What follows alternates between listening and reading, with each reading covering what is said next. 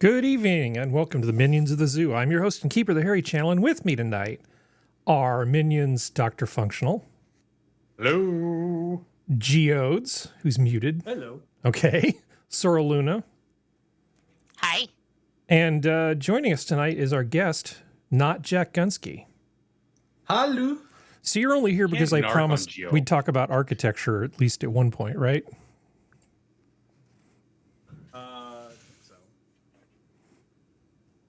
So what you're saying is you bribed him. Yeah, I bribed him. You bribed. He doesn't even like us enough to just be here to like hang out. Yeah, it's not enough.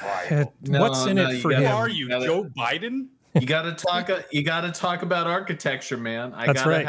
I gotta have my rant. I have to have my court of blood. Well, we talked about roundabouts last time you were on, and I was really happy that you didn't decide to just, I don't know, just be totally GHEY for roundabouts. Are we? They have their place, but it's not everywhere. Yeah. How about? So no roundabouts everywhere. What about Corinthian pillars? Yes, everywhere. Excellent. So no ionic pillars? You like the Corinthian ones? They're kind of gaudy. No destruction of nature reservation stuff by a government entity that then charges itself with destruction of said nature reservation.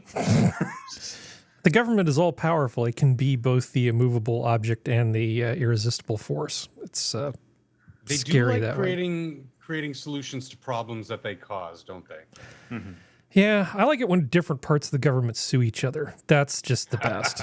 That's always That's always fun. That's how you know things are going well. So Jack, how have you been? I am doing just peachy. I made some ribs in the smoker today, Mm-hmm. and this will be of interest to you guys. So, in the past, your stream has made mention of a gentleman who really, really loves trains. Yes. Well, as it so happens, today I went to a model train show. Mm-hmm. Ooh. Yeah. So basically, it's not a. I originally thought it was going to be like everyone had like their own display of like the thing you see on TV where it's like a whole town. Mm-hmm. There was one of those. That was really good.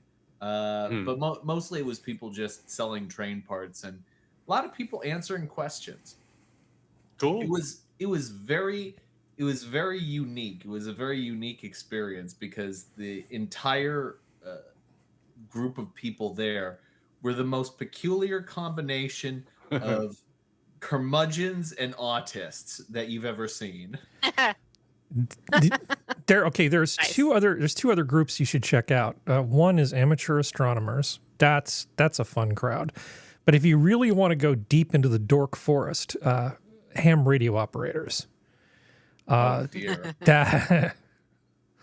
That's some fun. That's some fun because that's like old guys with beards, and they'll talk about things like, yeah, I had this slingshot and I put this antenna up over this redwood tree. It's like 60 feet long and used 1 watt to talk to a guy in Antarctica. That's the kind of conversation that people have. Yeah. I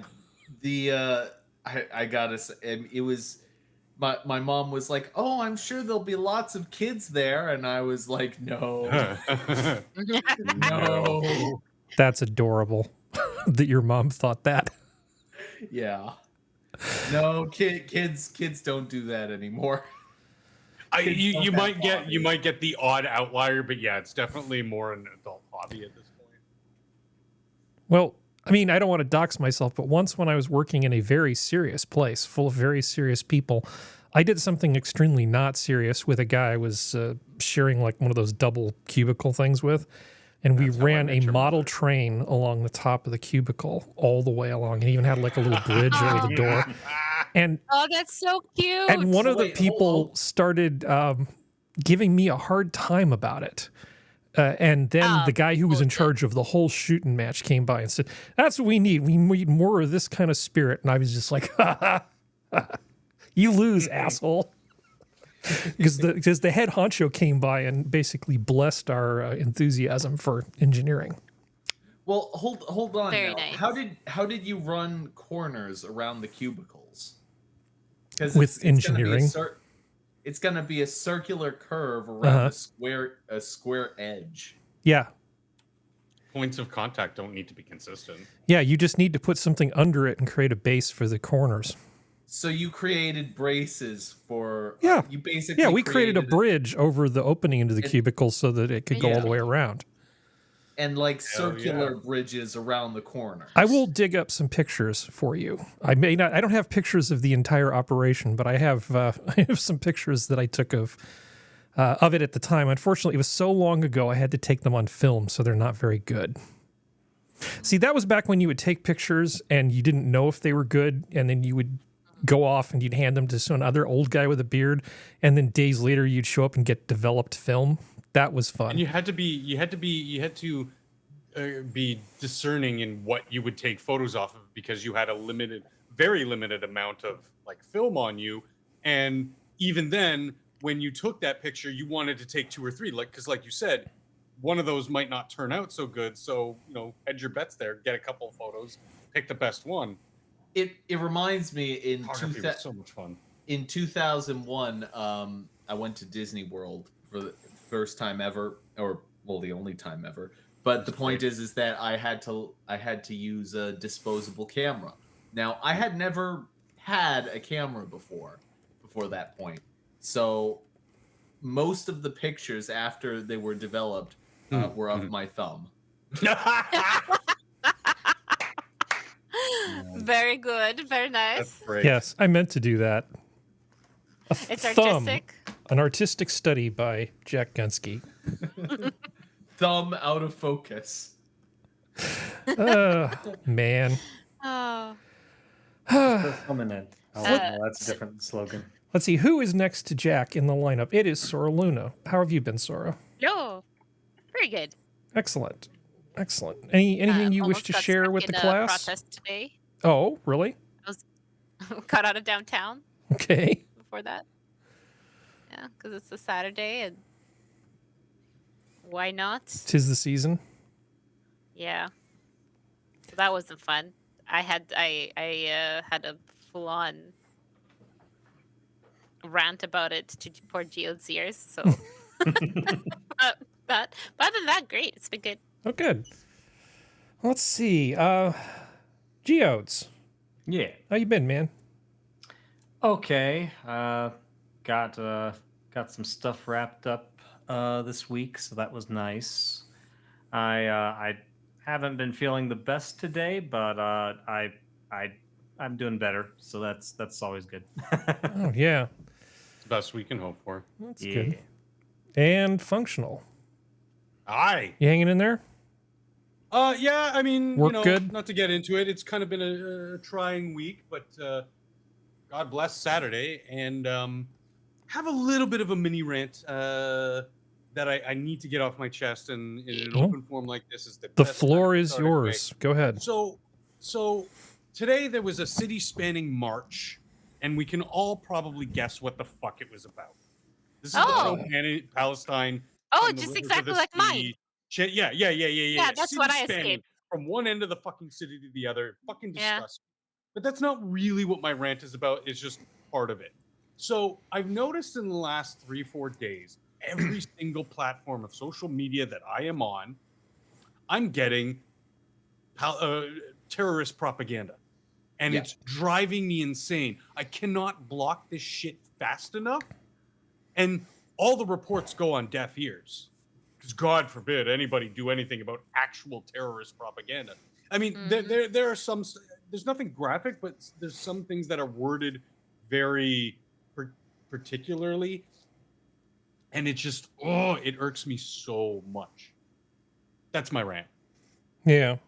Well, I was thinking about this topic because now before anybody just gets all worked up, I am not in favor of any of the horrible things that the people from Gaza, that Hamas did the other day, okay? But I have heard some people say some things about Israel, which I think are just a little naive. But you can't really have a nuanced conversation. I can't say I'm 90% on Israel's side, but there are things I wish could be done differently. And by that I mean some of the things Israel does to survive are what I like to call the least bad option, right? Sure, yeah. So if Ben Shapiro is saying, well, you know, the Israelis haven't been in Gaza for such and such a number of years, you control the water that goes in and out, you control the power that goes in and out, and you can control who leaves and who goes in.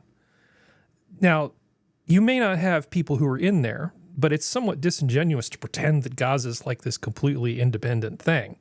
Yeah, no, it's not. Right? This picture that he's been painting, I think, is dishonest. I think it's dishonest to even say that. However, it may be the least bad option for Israel if it wants to not be destroyed. But you can't have a nuanced conversation about this because everybody is super, super worked up about it. I mean, other than just sort of caring about humanity, I am not connected to this in any way. I don't know anybody who lives there. I don't have a dog in this fight. I just think that the way that Israel has been treated historically is massively unfair. And I find them to be less guilty of propaganda lies than the other side. And just generally, my, not allegiances, but sympathies are much more toward the Israeli side, especially after what just happened. But there's not a whole lot of room for nuance anymore because people are just canceling each other and going completely bonkers about this whole thing. And you have to I don't be like it. hardline one side or the other, or else Yeah.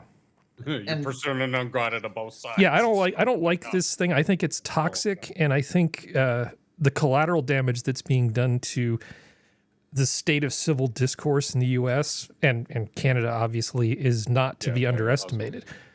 Not that it's in any way comparable to the suffering that the Israelis went through when their civilians were attacked by terrorists with hang gliders. Not trying to make some sort of false equivalence here, but I do have a dog in this fight. That what's happening to civil discourse is pretty damn terrible. Yeah. Yeah, and it's frightening.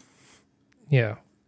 And what's more, people are starting to get awfully blasé about the prospect of nuclear war. That's because they don't understand it. Well, yeah. I mean, has anyone, I remember reading, it was just a brief blurb, but it was a brief description of someone who had witnessed actual events from a nuclear bomb. I think they may have been in Nagasaki. God, we're going to need a palate cleanser early tonight, but go on. Oh boy, I'm sorry to get us. Oh, but well, no, I mean, I blocked most of it from my memory because it was one of the most horrific things that I've ever read in my lifetime. Yeah. It's nightmarish, and I think that everyone should read something like that at some point because you have to be able to put it in perspective when a politician basically says, yeah, nuclear war is the only option or some bullshit like that. Hey, this was actually sent to me by Geodes, so sorry it's not a surprise for you. Here's a picture of a tiny horse dressed up like a sheriff. Look at the tiny pony. Don't cry. Don't think about the event. Look at the tiny pony. Yeah. Isn't that nice? Look, he's got little guns. Pew, pew. That's lovely. He's got like a little hat. Look at the little sheriff. Mm-hmm. Yeah. Now Yep. back to nuclear war. The fly is in the wrong position, but you know. Yeah. Trinity's in back. Here's a... This is like the polite version of being Serenity's here? dragged off the Apollo. A hail and hearty welcome, Serenity. I fucking Hello. hate StreamYards. I fucking No, hate I this do. piece of shit program. I hate this program. We're going to figure this stuff out, I promise. No, this is the shit I just had to go through. Yeah. I'm on my laptop, but of course, it won't acknowledge the mic on my laptop, so I plugged my external mic in, but I can't plug my external mic in directly because, of course, the MacBook Air, and this is not the MacBook's fault, only has the little USB-C port, so thankfully I have an adapter. Well, for some reason, StreamYards, every single time I try to have the sound go through my mic so I can just plug my headset into the bottom of my mic, freezes Like the entire thing locks. Like it will not let me do it. But if I go through the headphone jack, which thankfully Apple left on at least its laptops, it will let me do it. I don't know what the fuck there was wrong with their program, but burn in hell, you coders who can't get your shit right. Yeah, I'm you'd think sorry. Intuit wrote StreamYard. Okay, so just right now before the show, everybody was like, "We're getting echoes back," and it shouldn't happen because I'm using a thing with a Rodecaster called Mix Minus. In theory, they should not get their own voices back, Yeah. but because StreamYard is wicked retarded about its audio stuff on almost every platform that works for me. I have it set up right now in a way that in theory should not work and is actually working. It's just like the yeah. fact that I had to hook my laptop up and do all this crap, and then it's just like because I used like Sora can attest to the fact I just spent 3 hours talking to her in Geodes in Discord, it was not fine. a problem. Yeah. It's like I know it's not my stuff, And you came in StreamYard's- clean and clear. Yeah. Yeah. So it's like we maybe just need to do a quick edited compilation of Office Space where they're beating the crap out of the fax machine and Yeah. just like put like StreamYard logos over it or something and have our icons over the different faces. Or, Yep. At I this like it. point, man, I'd go for it because it's like it's just the only thing I can figure is that it's a problem with Windows 11 and how Windows 11 interprets stuff. Mhm. But if I try to look up anything, there's nothing. Like there's no one's done anything. I've done the FAQ stuff and asked question. No one's gotten back to me. Like it's like nothing is wrong. It's that whole thing of like, don't look here, nothing's wrong kind of thing. Mhm. It's like, guys, come on now. It irritates me when I pay money for a service and it still sucks. Yeah, I know. Like I said, if it I don't wasn't, even pay. It's except for ongoing. except for there's no selling TurboTax, I just Yeah. really just don't. I just don't want to TurboTax. I'm sorry, I'm still kind of triggered about tax season. Anyway, as many of you may know, I made a big stink about how I didn't think Matt Gaetz was particularly smart, sort of getting rid of the speaker when there's no plan to replace them. And I said that if they had a new speaker within a month, I would admit that Matt Gaetz is a genius. And I was all ready to go ahead and do this, but I'm not sure that the speaker that they came up with is going to fare much better because they have a new speaker named Mike Johnson, and the ink on the sign outside his door that says speaker isn't even dry yet. And already charging into Ukraine. he's pissing people off because he's like, yeah, well, we can't let Putin prevail in Ukraine. We just have to keep giving them money. So supposedly, we changed all this stuff and there's this big accomplishment and we're in a lot of ways right back where we were with McCarthy. You've changed all the names, but nothing has really changed in any serious sort of way. So I'm not sure if I need to admit that Matt Gaetz is a genius yet or not. So I'm just going to set that aside. Good. Yeah. I remember what I said that the whole Ukraine funding thing, the proxy war, was a complete non-starter for Gaetz and his small crew of senators there. This is when I just saw this like a couple hours ago. My eyes just went wide, and I kind of went, "What?" Yeah. I think I said something when you shared this with me, Harry. But effectively, Yeah, you did say something. So I'll just describe the scenario as best I can real quick. But I saw a lot of people celebrating this guy coming in, saying, "Yay! Finally, somebody who is on our side. He's pro-Trump. He's pro this, pro that. He's anti MAGA Mike." that." Yeah, exactly. It's like now we finally got one of our guys in, and I'm just sitting there going, "You guys have no fucking clue what's going to happen until like a few months from now." And even the people who were saying this was obviously in Razor's like live chat. Even Razor said, "I am withholding comment until I see more from this guy," basically. And it's just like, yes, like. The fucking team politics drives me fucking insane. He said all the right things, but the actions aren't looking so good right now. I have a question. Do we actually know like the percentage of the actual Republican voters that support the war in Ukraine? I mean, we have the basic Gallup poll stuff, but you can't rely on that stuff because it can be easily swayed. Yeah. That's the issue, is that most of that stuff's too easy to sway. We don't actually know. Now, we do know the loudest talkers and the loudest screamers, but that doesn't mean anything. But do we have any numbers at all? Like, just for context. Let me see. According to Pew, currently 44%, and this is from last month, but take it so, and you know, it's a poll, take it for what you will. Pew says 44% of Republicans and Republican-leaning independents say the U.S. is giving too much aid to Ukraine. WAPO poll says about 50%, and Bookings says about 28% support, 44% against. So it looks like it's kind of, you know, fudging the numbers a little bit back and forth. We can say it's about half, you know, give or take. You know, like you said, it's easily swayed one way or the other, but that sway is what, 15-20%? Well, but once again, Pew does about the same numbers as Gallup does, so it's only about 1,000 some odd people. So once again, it's very easy to manipulate those numbers. Like as the saying goes, statistics is the art of lying.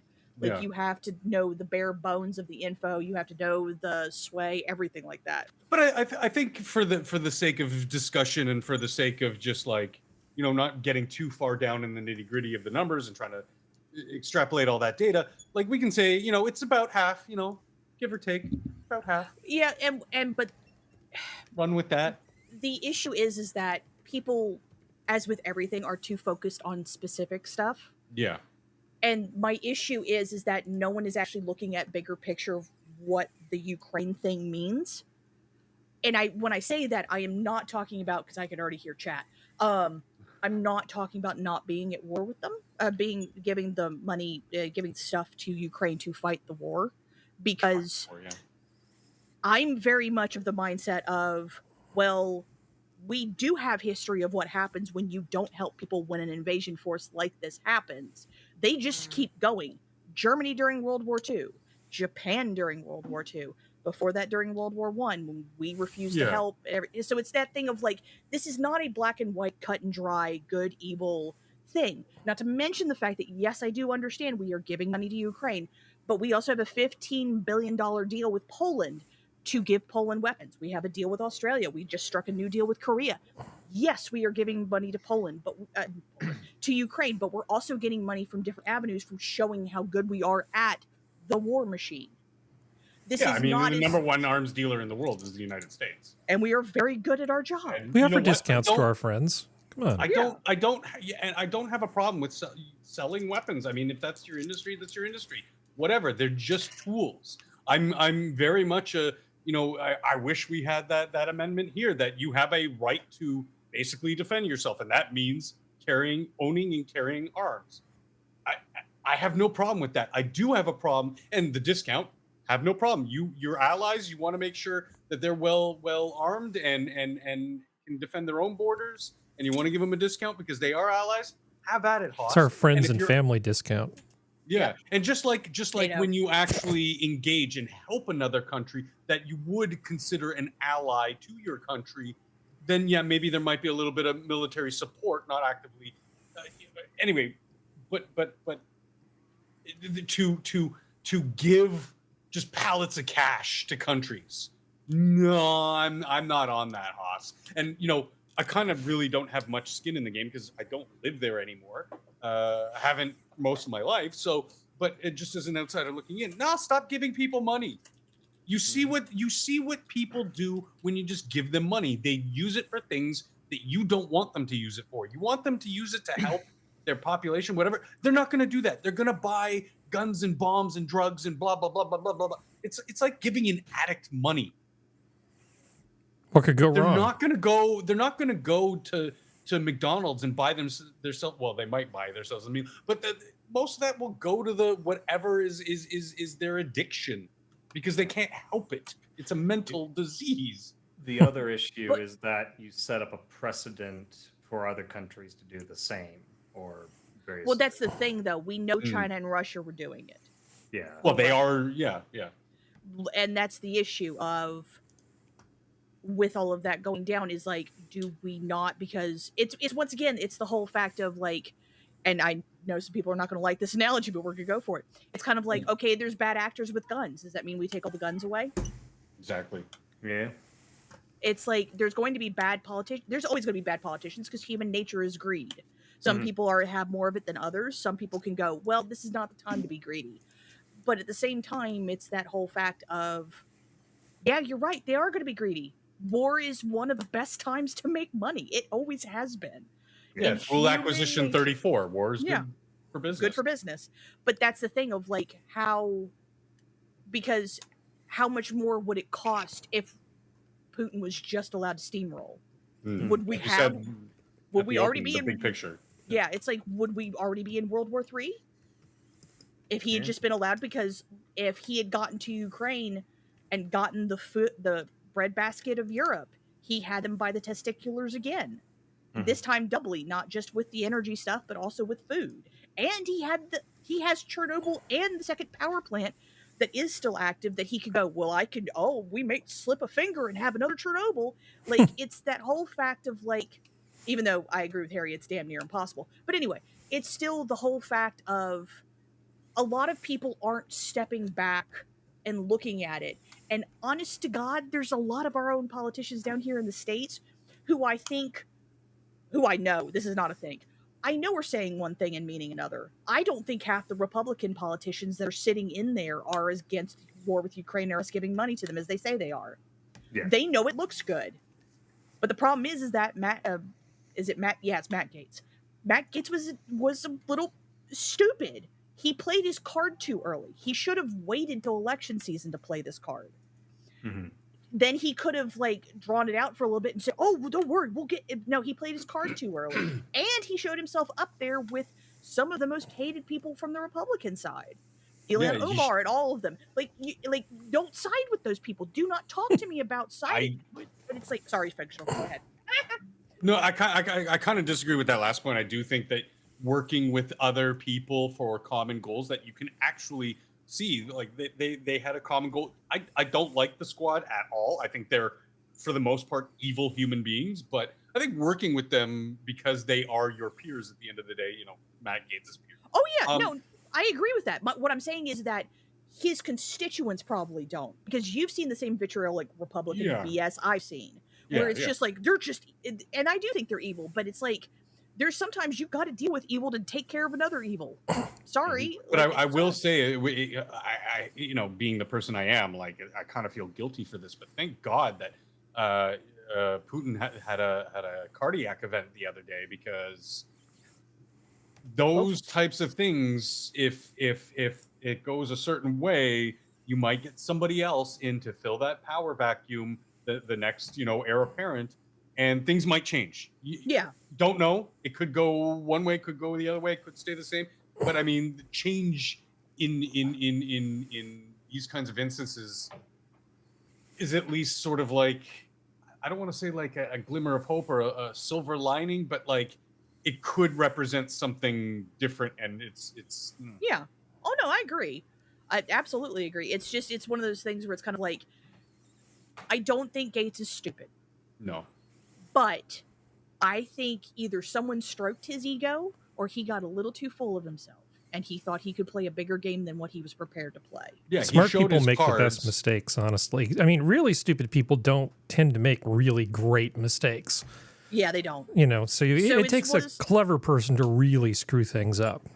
And that's the thing, is like, I honest to God, do I like any politicians? No, but they all have to be certain level intelligent to get where they are. Well, okay, so let me give you a counterexample from history here. Since we've got two Canadians here, what I want to know is, why did you guys have a scheme?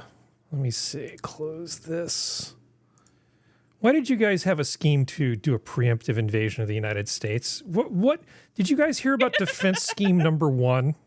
About it. Is this something that you guys talk about in history class? Not in history class, but it's something I had read up on before.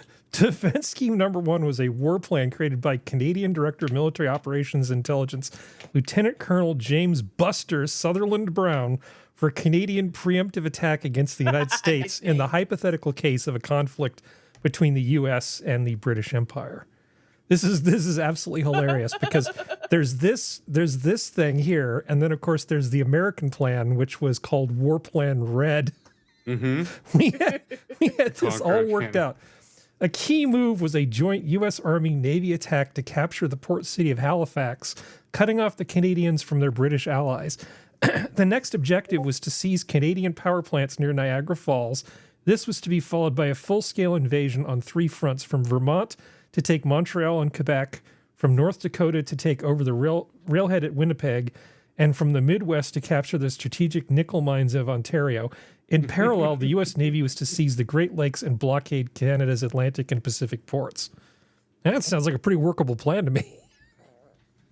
Yeah, but y'all were scared. No, I mean, you can kind of draw the correlation to the more openness of trade, kind of diffusing this. Even though, for the get-go, you plan for every contingency, right?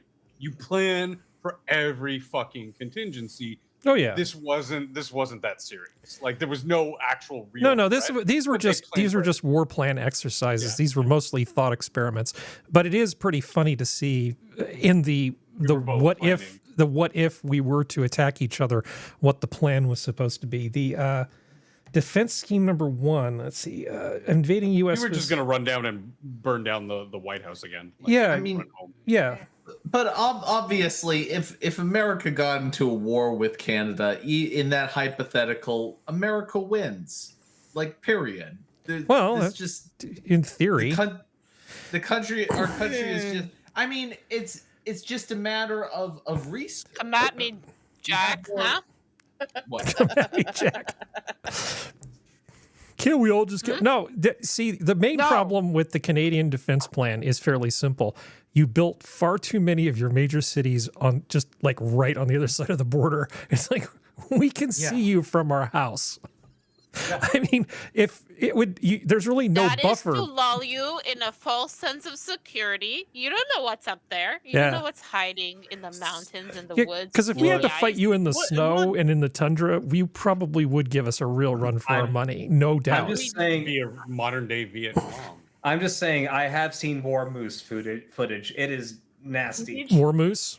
War moose footage. It will start with us annexing Alaska, and you'll never hear from Juneau ever again. Yeah, because like here they're talking about like we're gonna seize like Seattle and Portland, and I'm like, no. We're not gonna waste our time there. We're gonna go straight down the East Coast because that's where all the good shit is. Yeah. I mean, if you want to fight the Appalachians, you're more than welcome to try. I don't want to fight the Appalachians. Nobody wants to fight the Appalachians. During the 1920s and 30s, right after the riots that made the union system we have now, a bunch of pissed off coal miners with plenty of ammo, go right ahead. No. Yeah. That's our secret defense strategy. It's just to lull people until they enter into Appalachia. Take me home, country roads intensifies. Yeah. They don't take prisoners and they don't speak English. We just take bitches. That's all we do. I'm glad for the alternative, the reality of the situation where, like I said, trade played a big part. And we became basically, in the history of countries, like we became one of the closest allies to the point where we now have like military installations in our country to protect the entire continent. Yeah. You know? Well, you can stop copying California's political system anytime now. Yeah, really. Because, you know, it used to be that Sora side, that Sora side of things, our side of the country is copying New York, which, you know, arguably is basically the same shit. It's just a different pile of shit. One's dog shit, one's cow shit. Isn't Trudeau always sucking Quebec cock, though? You kind of have to. They're a huge voting base, which pisses me off to know. But by that stance, he's actually going with Quebec voters, which is your side of the country. Mm-hmm. Yeah, but I mean, come on. The French are a completely different beast. Oh yeah, like almost all, like 90% of our voting power is here and the southern parts of Quebec. So, I mean, I don't fault them for pandering to Oh, I the don't largest chunk, but at the same time, fuck them. No, between Vancouver and Toronto, that's where most of our decent television comes from. No, trust me, we're not gonna we're not gonna mess That's how with we're you. gonna get them. We're going to stop any CW show, Yeah, Oh boy. and that's gonna hit a certain like age demographic. yeah, and all the that's gonna Hulu make them originals. Yeah, depressed, yeah. and then you will lose your military intake. Oh boy. Oh, Wait, no wait, worries. wait. There, It's a no more CW, but where will I get my horny teens and bad CGI now? Netflix, Exactly. You're gonna Netflix. suffer. Right? Netflix. Where- Amazon. Prime. There are other We're going to sources, take Jack. all of Hulu. all of our sci-fi, and Yeah. just give you the big middle finger. All of the comedy Stargate. series, all of everything. Okay, well, now that we're all having a good time, I'm going to talk about something terrible. So, Yeah, now you're gonna bring the mood down. no, I'm going to. Friends star Matthew Perry has died, crazy. age 54, in accidental jacuzzi drowning at LA area home. And as I was looking at this, I'm thinking, okay, again, I don't have any standing here. I mean, the only thing I've ever seen him in was Celebrity Poker Showdown, because I didn't watch that Friends thing. And I thought, that's a stupid hat, and he plays poker fairly well. That's my whole experience with Matthew Perry. I don't know much about the guy, but the number of celebrities that keep dying in and around water seems to be fairly startling. Going from Natalie Wood to one of Shatner's wives died. Phil Hartman got drowned, didn't he? No. Phil Hartman got shot in the head. Did he get shot in the by his head? wife. Was he Yeah. drowned first? No. Yeah, he was No. murdered. He was asleep in his bed because his wife went on a coke binge and shot him in the head. Oh, well, I knew she was responsible. I couldn't remember why. But the main point is a lot of Brittany celebrities Murphy, she drowned. seem I to think. just keep drowning. Why? What is there about being a celebrity that just means you can't manage to not drown? Because it seems to happen a lot. Well, because they're drunk around water a lot. That might be it. Yeah. or drugged or. And if you're rich, you tend to have things like jacuzzis. And we're probably not talking, the standard jacuzzi that, middle income or upper middle income families have. We're probably talking, an LA style jacuzzi that can fit Big like bitch. 15 people. And like you said, alcohol is a big factor. And I know that it's a common thing. And they at least here when my aunt was shopping for them, they kind of, press the importance of not getting too relaxed in it and falling asleep in it, because then you drown. And that's kind of what I'm wondering about. How did he drown? Well, Okay, I have a from- theory. Well- okay, sorry, Serenity, you go, and then I'll tell you Harry my kept stupid him theory. alive. Well, I was going to say, Underwater. say your theory, and then at least the original headline I read from the first news gave an idea of how he died. But go ahead, you say your theory, and then I'll Okay, say this is my theory about why so many celebrities keep Oh, dying in water, which is the problem. One of the big problems with celebrities, the reason they end up becoming divas, is because there's nobody around to tell them to stop. There's nobody around to correct them when they misbehave. There's no one around to stop them from being stupid. When normal people do dumb Fair. things like run at the swimming pool or jump in if they've just eaten like 3 chili dogs or something, you're going to get a cramp and die. There's always somebody to tell you not to do that thing. Yeah. But nobody disciplines freaking celebrities. They just run around like these little spoiled adult children, and nobody ever stops them. Maybe that's why they keep dying in the water, because there's nobody there to tell them to stop being an idiot. Okay, so the first news that came out was that someone called the ambulance stating it was a cardiac arrest. So at least the first article I read, he had a cardiac arrest in the jacuzzi, Mhm. and then went under. Also, Sora, Brittany Murphy died of pneumonia, anemia, and multiple legal drug intoxication. So not Nice. technically water. But yeah, that's the original, is that he most likely either had a full blown like heart attack or he had a minor cardiac arrest. He probably seized and then went under. And then by the time anybody noticed or went to go check on him, at that point it was too late. He had drowned. Yeah. Yeah. That- Because let's that's- face facts, especially it doesn't take that long to drown. No. People don't understand. Like movies make it look like it's a long time. It's not. Yeah, I mean, like, think about it when you drink something and it goes down the wrong way. Oh yeah. Oh yeah. You know, it doesn't take a lot to start that process. But No. there was no drugs found around. Now, Mhm. once again, if there were friends in the home, they may have cleaned it up to save his image. But at least when the first responders got there was no drugs or alcohol anywhere. Because he's supposedly been clean after Jennifer Aniston actually forced him into rehab. So, Oh yeah, other stars can get other stars to behave. See, there well, we yeah, go. she didn't put up with this shit apparently. She was very kind of adamant about Well, good, you will go to rehab, motherfucker. good, excellent. Well, speaking of vast quantities of water, A series of fire hydrants stolen in Norwalk. Two men would crash into the hydrants in an SUV, knocking them over and then taking them. It's suspected the hydrants are targeted for their scrap metal I value. assume Norwalk is California. Southern California, yeah.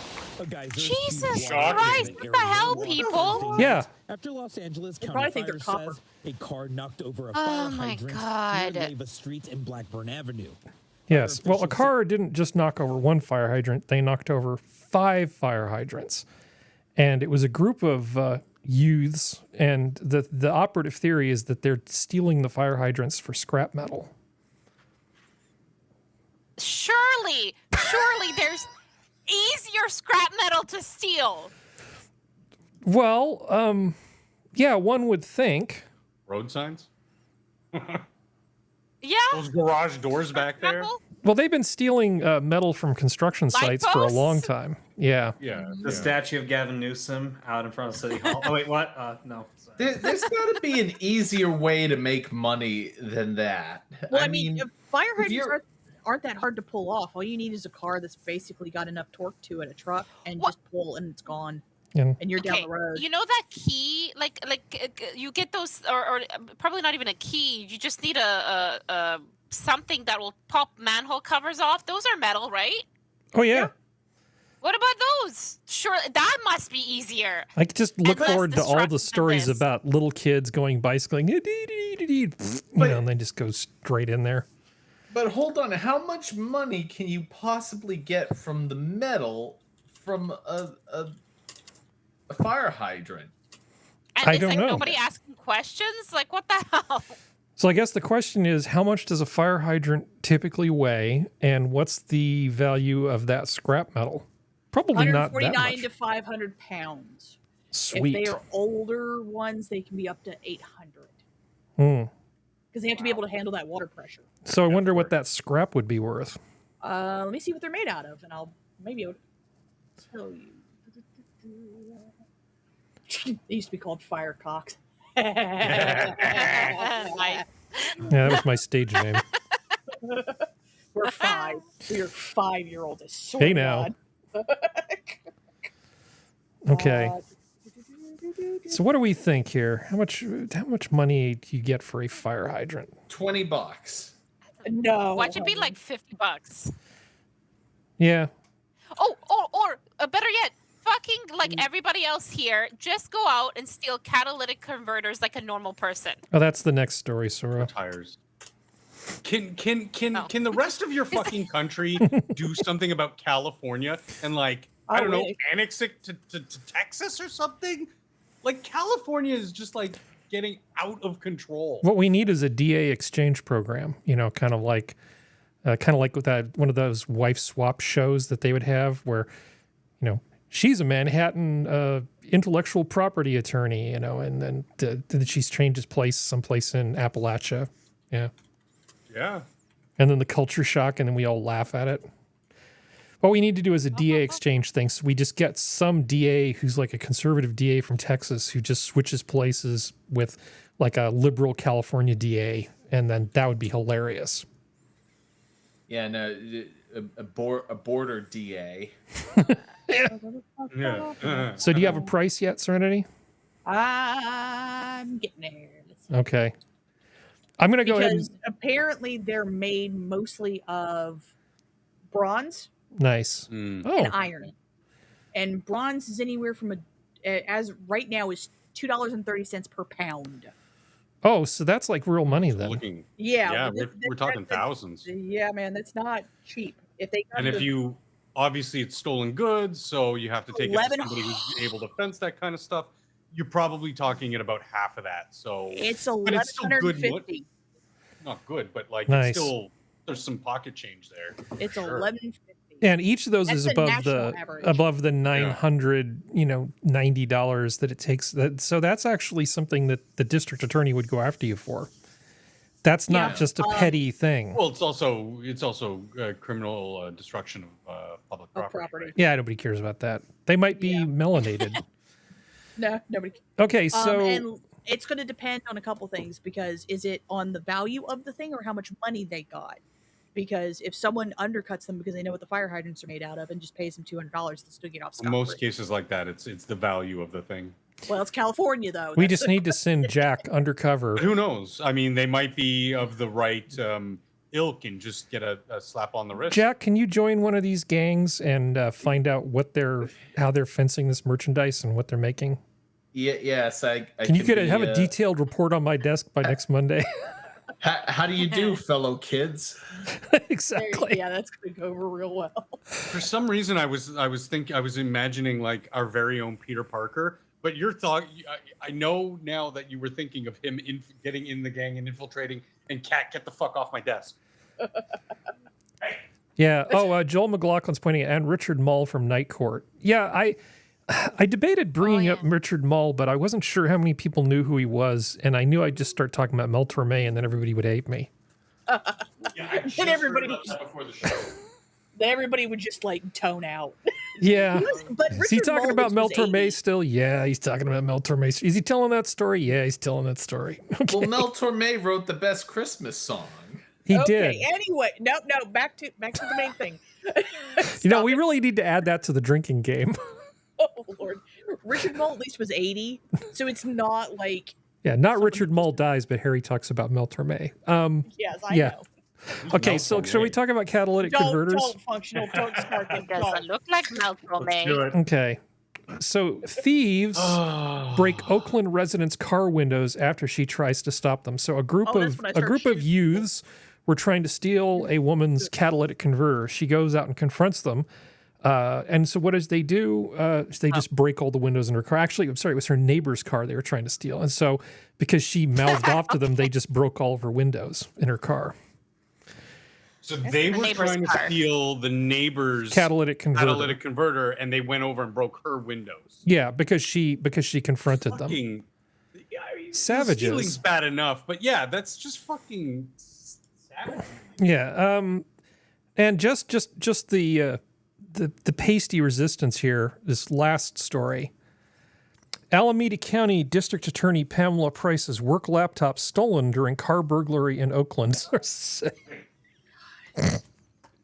So the liberal DA, who's been busy letting all these criminals off the hook, had her work laptop stolen out of her car in Oakland. I love this story. Well, maybe this is a good sign. Maybe that she'll change her tune. You think she might learn? Because I don't think she will. She doesn't care. It's a work laptop. Well, wasn't there another DA, like, he refused to get hard on crime. I think it was up in Chicago. Mhm. And him and his mother got carjacked. And that was the same day he gave like a whole story about, well, we need to figure other ways. And then that night, him and his mom got carjacked. Oh, God. It's amazing how these people, they never learn, like, ever.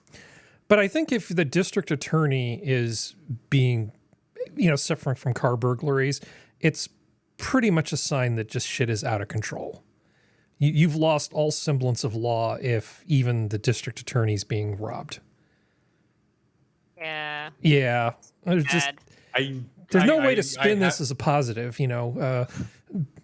people, industrious young people searching for bread in unexpected places, like the DA's car or laptop case. I have They sympathy. obviously wanted my laptop more than I did. Well, so okay. the net happiness of the world increased. But beyond that, do you know what kind of information is on that laptop? And if she's dumb enough to not have physical security by leaving it in that car, I'm not confident that she has encryption at rest turned on. Of course she doesn't. for that data, because the kind of data that's in there is incredibly sensitive. That's And great. I have no real sympathy at this point. Like Jack says, you know what she has? Happening. So has a good password, except that when you open the clamshell of the laptop, the password's written on a sticky note inside the mousepad. There you go. It's also BLM You are rules. so Or fucking well, it was Fucking BLM bad. rules, but she changed to Soros fan #1 recently. So, Yeah, maybe Soros can get his girly a new laptop. Jesus, people, this is why we can't have nice things. Okay, a little bit more nonsense before we start talking about Halloween movies and not thinking about this sort of stuff. Bay Area PG&E bills are more than double the national average, new report says. Anyone Is that shocked? energy? Yep. Yes. Electrical company. Yeah, double the national average. That's Jesus. specific. That's specific gas and electric, Oh. right? Yep. Yeah. Is it because of electric cars? No, it's Right. because a bunch of people died because of wildfires, and they got sued into oblivion, and Yep. so they're being forced to redo most of the grid in rural areas by insulating all the lines and or making them underground. So that's costing a small fortune. It's like people passing didn't the realize. cost onto you. Yeah, they're just passing the cost on to us. Plus, there's all the green energy stuff that you're throwing in on top Yep. of it. That's costing a small fortune. So here in Gross. the San Francisco Bay Area, we pay double what the national average is for electricity, which is great for all those startups you want to have there and people who want to run computers and things. Because, man, even a small computer room for a company, just some servers to support a business, it's about $1,500 a month just for power, just for a small computer room. How are there still companies operating in California? I mean, it doesn't They're giving make subsidies. So they're giving like tax rebates and subsidies and stuff like that. they have to be really substantial in order to overcome all of these Certain companies tremendous- like Apple and SpaceX, yeah, they are. They're massive subsidies. Like it's ridiculous. but like but those aren't going to extend to the smaller companies though. Oh, of course not. It never does. But I don't think subsidies really explains it. Well, It's just that- subsidies, tax breaks, they have deals about things. I don't know where these tax breaks are. I honestly think it's just that they live in a world of funny money. When you're not turning a profit and your whole goal is to be, your business plan basically says we want to be purchased by a big company within 5 years.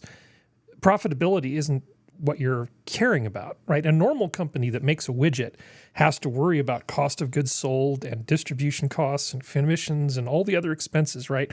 But if your whole model is, I'm just going to create a thing and then a big company is going to buy me or not, the end. The cost of power for your computer lab doesn't even matter. Well, but we've had that proven with SVB when it went belly up. Yep. Like that got proven. Like, I do think there are, especially if they do stuff for the government, I do think some companies, bigger companies like Apple and stuff like that, get tax breaks. But yeah, no, like SVB and what was the other one? I can't remember what the other bank was that went down that started all the finance bros freaking out, going, the entire system's going to collapse and all this other stuff. Like watching those videos, I was like, y'all need to calm the fuck down. Like, They you're the they reason they why- do they do need to calm down. It's a thing, but I mean, the number. Okay, businesses make irrational decisions all the time, and I mean like smart people looking at them in hindsight can say they were irrational. I've had conversations with people where they just say, look, we don't care how much it costs to put stuff in the cloud. We've just decided our business doesn't involve running servers.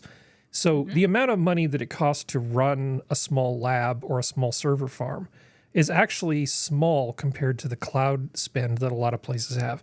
I've seen businesses just spend money on cloud servers like water. Oh, Like, yeah. They just figure out it's the cloud. We're saving money by not buying servers. No, you're spending money because essentially you're paying for the servers for the people who own them every 6 months.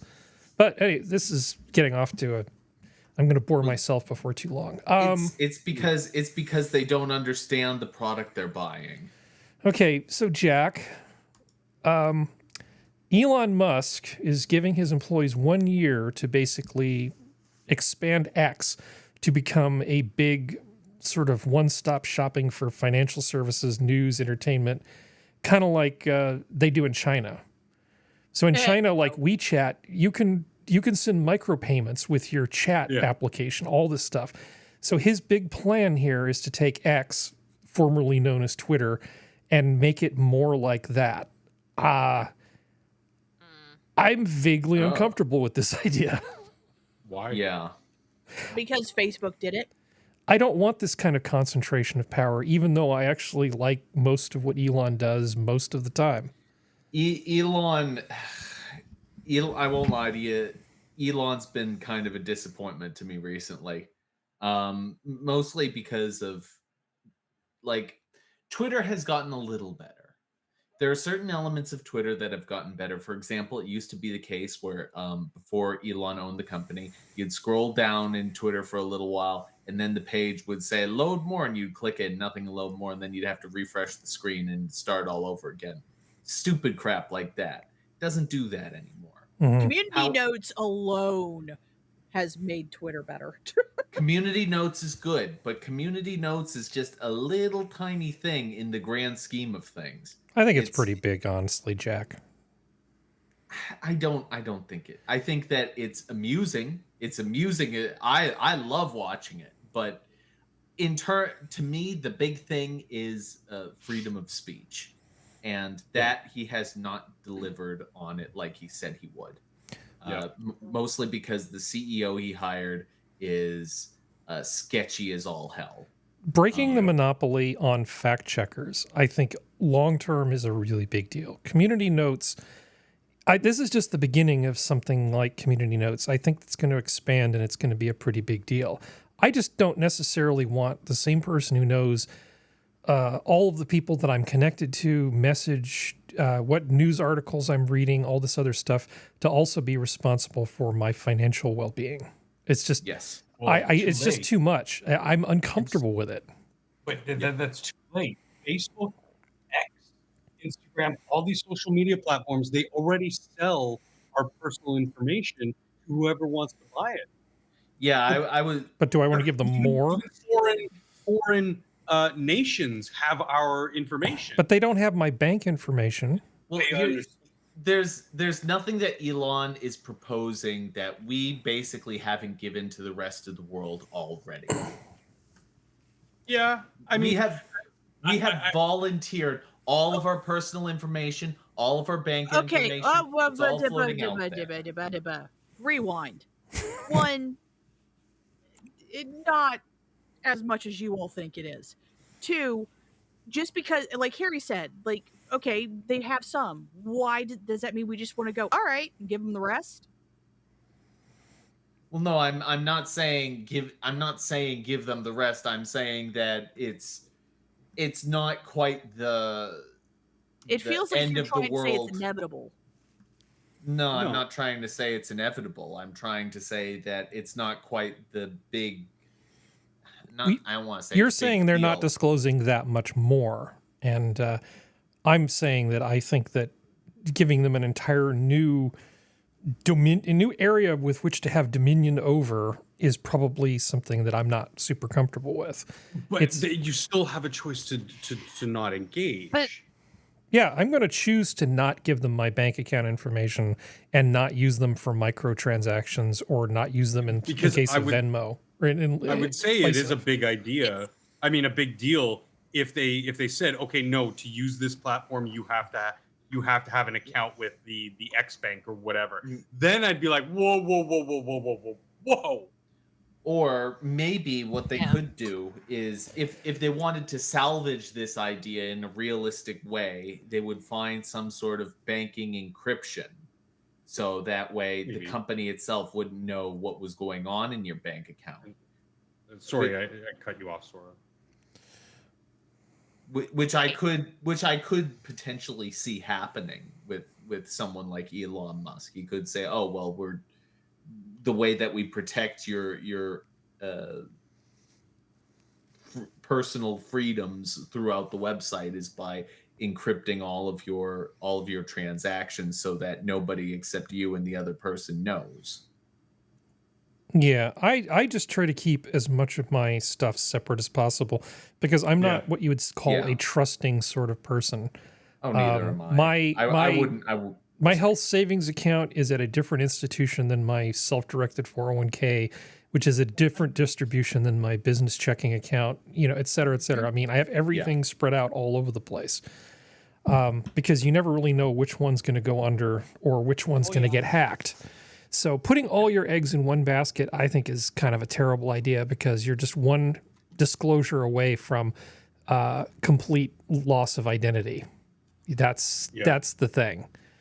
And also just centralizing that much power, when you look at all the people that are trying to cancel folks, I'm not sure I would really want any company to have that level of power. Yeah, I mean look at what's been happening up here in Canada. Hundreds of people in the last year alone have been debanked by the federal government. I already am looking at the banking system as it is and going, this is fucked up. Hell no, I don't want to go to something that now has even more control, more direct control to all the stuff I have. Like government, like most things in life, decentralize. I'm not saying that I agree with this decision. All I'm doing is I'm trying to sort of play it out in my head as to how it would actually work. I guess we'll find out. So. I wouldn't sign up with because, to be honest, Elon Musk's products have not. The more I learn about them, the less impressed I am with them. And some of them blow up in your face. Yeah, I think that a lot of the things that he's created, he basically dove into certain areas, and that established a lot of important information going forward. But ultimately, it all comes with a whole new set of drawbacks that people could not have anticipated. Right. And so as a result, he has products that are innovative as hell, but have very, very different and significant problems that have yet to be fully ironed out. Well, overall, I'd say SpaceX is a giant win for the U.S. and the world. And Tesla is kind of a mixed bag. I will admit this, and you can judge me if you want, because I'm going to judge you for your gaming chair, Jack. But the I don't have a gaming if somebody chair. if I had an opportunity to buy like a Tesla Cybertruck, I probably would do it just because it would annoy so many people to drive around in that ridiculous looking monstrosity. I like the interview. Nowadays, though, wouldn't you be like honestly nowadays? Wouldn't you be afraid of someone just attacking you? Well, that's why Or I'd being be in driving that. around in my bulletproof truck. I don't Yeah, have. but they'll follow you until you're no longer in your bulletproof truck and attack you. We have our ways of dealing with these people. No, I don't know. Rocket Hold launcher. on. This needs to be corrected. I do not have a gaming chair. I have a lazy boy. Thank you very much. I love the fact you think that's better. Well, it depends on what he's using the chair for. I mean, if he's gaming in a lazy boy, I find that actually kind of refreshing. There's a lot of gamers who game in lazy boys. Wow, that's pretty awesome. Just think about when we actually get fully immersive VR, the lazy boy would be the chair of choice, wouldn't it? It's going to make a comeback, yeah. No. It's When a full standard dive. office chair. The brand is Lazy Boy. We're just picking on you, Jack. Just ignore us. Yeah, in Idiocracy, the movie Idiocracy, they actually had a built-in toilet, so you didn't even have to get up. That was you not? That's taking a little Oh, too far. no. Ew. My That gaming chair movie- has a colostomy bag hookup. there you That go. movie is amazing. There's, People don't talk about that movie as much as they should. yeah, Idiocracy is a good movie. Well, that's right. Speaking of movies, oh wait, we have to talk about architecture, right, Jack? Or are you going to let me off the hook on that? Do it. You don't have to talk about our architecture. Okay, I'm going to Glory save it. I'm going to to save God. it for a We can- future show, but we may segue back Or to we it. can talk about Quebec, What about Quebec? what they're doing on with tuition and Oh. universities. Okay. Are they making kids pay? Can you give me a link so I Oh. have something to show? Oh yeah, sorry. Oh my God, Sora, we like to be professional around here. What are you doing?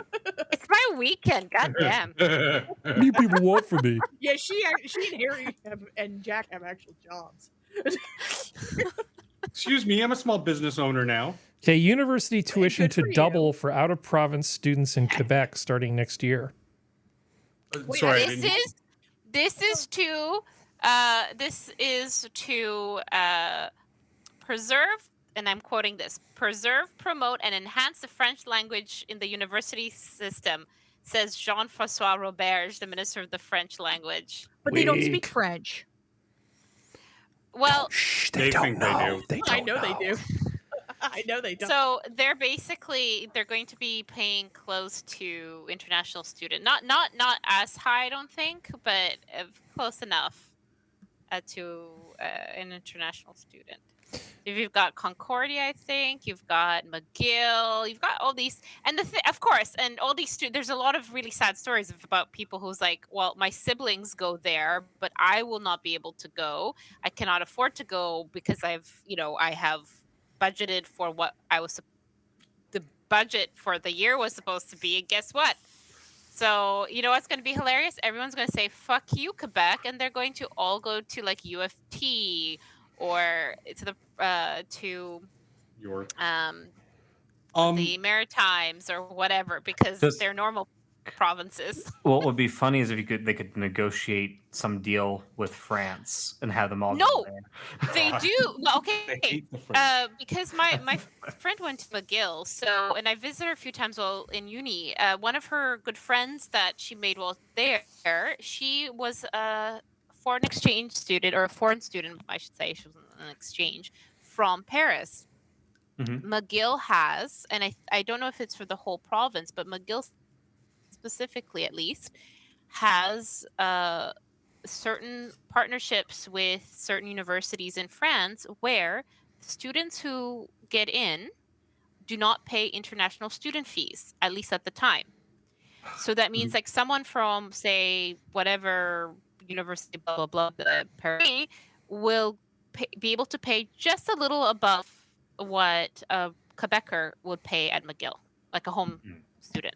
So this way they foster fraternité, with France.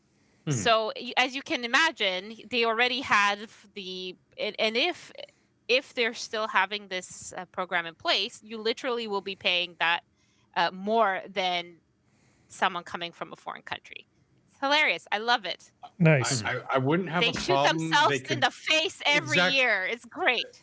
But that was going to be my point. I wouldn't have a problem, and I would think it's great too that they're going to, hoist themselves on their own petard, but they get a lot of federal tax money too. That means people from your province, my province, and every province in between is also giving them money to say, hey, subsidize your tuition fees, so air quotes subsidize, but charge less to Canadian students. So I would have no problem if the federal government said, okay, if you're going to do that, then you get no federal money anymore. And watch how fast they'll stop, because our institutions up here get a lot of money from the federal government.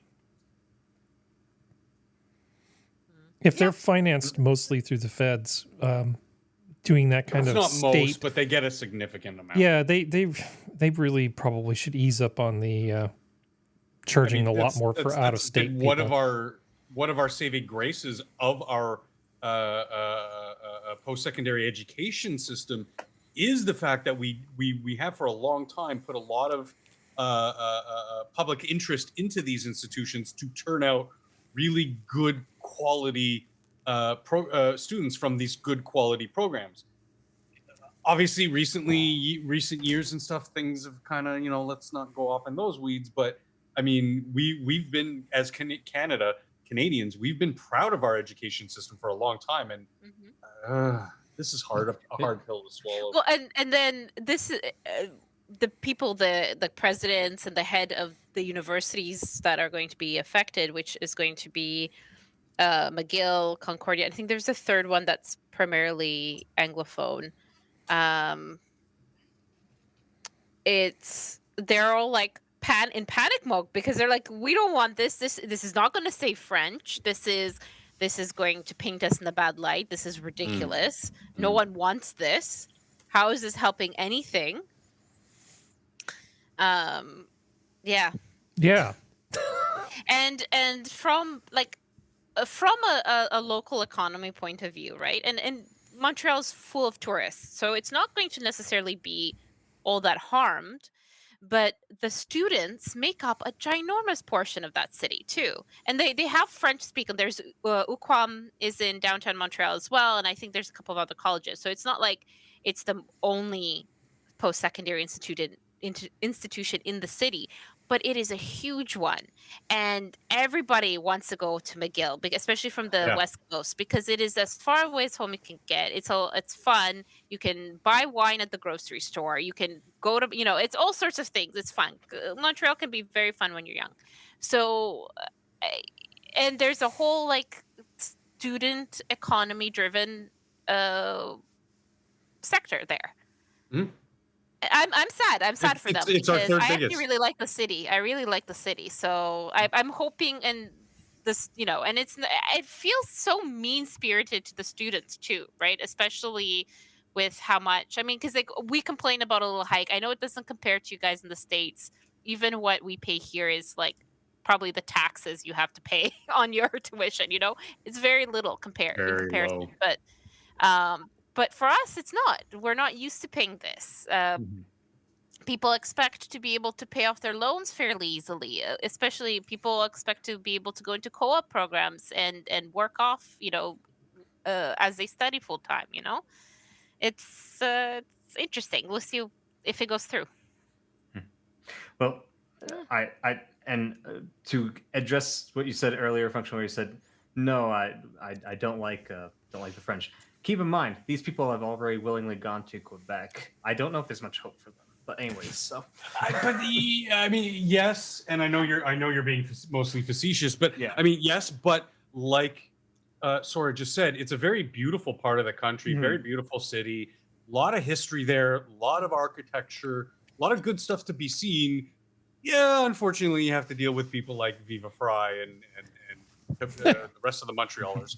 But no.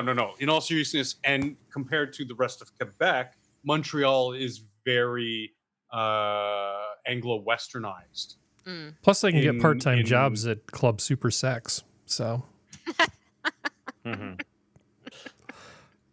it's a world famous strip club, isn't it? In like Germany or no? It's in Montreal. In Montreal, I've never heard of it. Okay. I don't give a shit about strip clubs. I went to one for my brother's bachelor party, and I've never been to one since. So yeah, well, that's one more than I've been to, but I know that there's like this enormous. Oh, now you're gonna huge. There's this enormous, huge strip club in Montreal called Club Super Sax. Oh, I didn't know. I was gonna say to Functional, the lady doth protest too much. Yeah. He didn't inhale. Okay, so we were going to talk about Halloween movies, right? Boy, we're still going to do that. Okay, so I tasked the panel with taking a look at some of the movies that one would watch about this time of year to get into the Halloween spirit. And I guess the question you posed to me was, what makes a Halloween movie a Halloween movie? And yeah. I sort of said, parameters? I don't think it matters all that much. It's not like arguing about whether Die Hard is a Christmas movie or not. It's not something that we have to get super serious about. So we came up with a list, and most of them are from Functional because he watches way more movies than I do. And I think the most obvious one that we would start with is this one. So Halloween, 1978 trailer, right? So is this Jamie Lee Curtis? Who is this? Yeah. Yes, Jamie Lee Curtis. Yep. A small American, and it's kind of like the quintessential Halloween horror. It's got Halloween right in the title. Hard to argue with it. I think it's more of a Remembrance Day movie. Yeah, I've seen this movie. I did not care for it.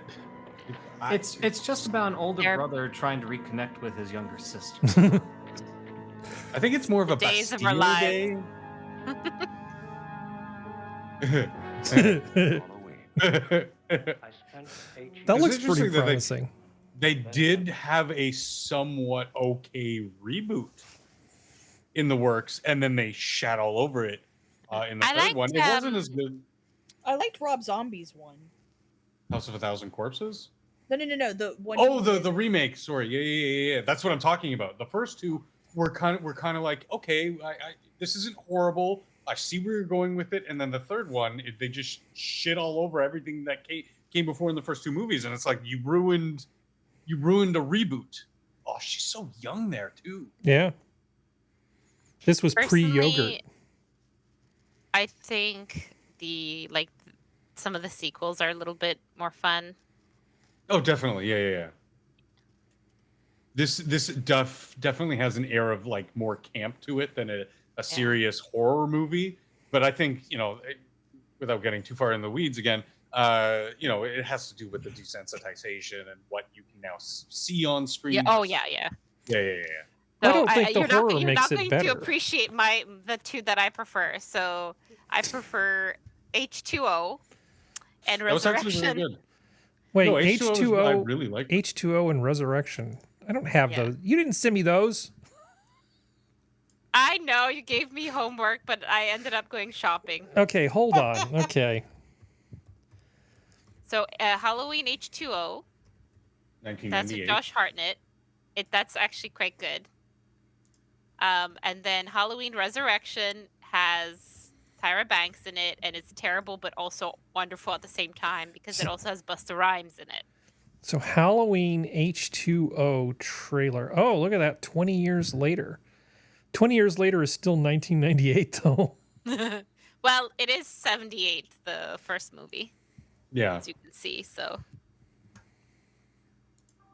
Like I said, I actually really liked H2O. All right, nothing to fear. The coast It's a is clear. soft Nothing's reboot. missing. They did a real number on your office. My office? Oh, there's crap everywhere. Uh-oh.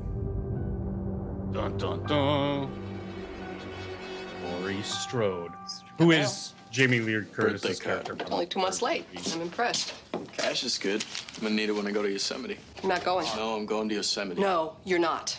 Look, I know today is. Because you know the what day, happens to but I horny think- teenagers who go that, camping? John? They die. That's what happens. Oh, I hadn't noticed.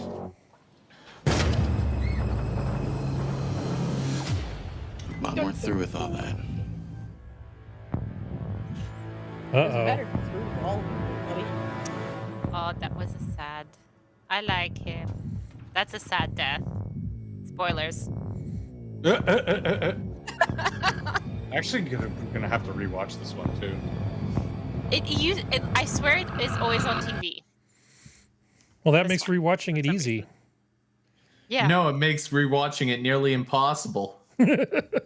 Well, okay, I think that if I say give me a good Halloween movie and you give me Halloween, the movie, Well, to be fair, it might be a bit on the nose.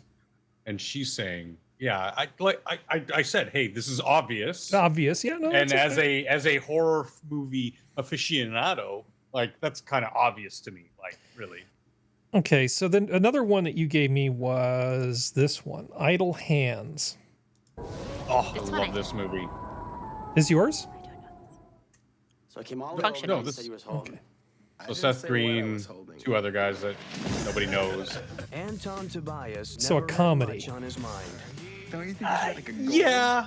My dream Yeah. life would be. I mean, there's just still lie around like. all day in bed and watch TV Like or Ash somehow versus drive Evil to Dead the is a comedy. And he always had time on his hands Yeah, I mean, the guy's a stupid do-nothing stoner, until one of them and like a demon possesses had a his mind hand. of its own. Oh, my hand! Makes him do things I don't want him to do. Aren't you a little old for Ding Dong Ditch? That's a And very Jessica young Alba Jessica in one of her Alba. First movie, yeah. As a young man, this was a very important movie. Okay. I mean, if OJ could get off, then I'm. Understandable. There. Now, But his it does hand won't stop. take place like in Halloween. And so, he kills his friends and all.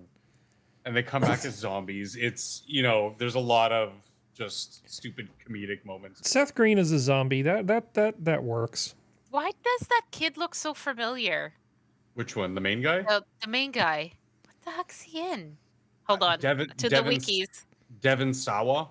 Oh yeah, that's him. Oh my god, he's like Teen Heartthrob and everything. I was like, I swear I've like grown up with his face. But I mean, outside of this, he didn't really do any other like big movies. And of course, you got the Offspring playing the huge. Oh, that's because he's homeboy. He's from Vancouver. He is frickin' Casper. No fucking way. That's why I was like, why do I remember him? Yeah, of course. Made everybody fall in love with a ghost. He's in the Chucky TV series now. Oh, is he? Yep. That's funny. Okay. So yeah, he basically becomes an unwilling serial killer. He was in Casper. He was in Now and Then. Yeah, so he's like basically in all like the little girl movies. Oh, Poor Thing was in the Nikita remake. Oh, Poor Thing. Okay, so so this guy has his hand. His hand gets possessed, right? So what about if we're gonna do that? What about this movie, Killer Tongue, 1997? Are you familiar with this one?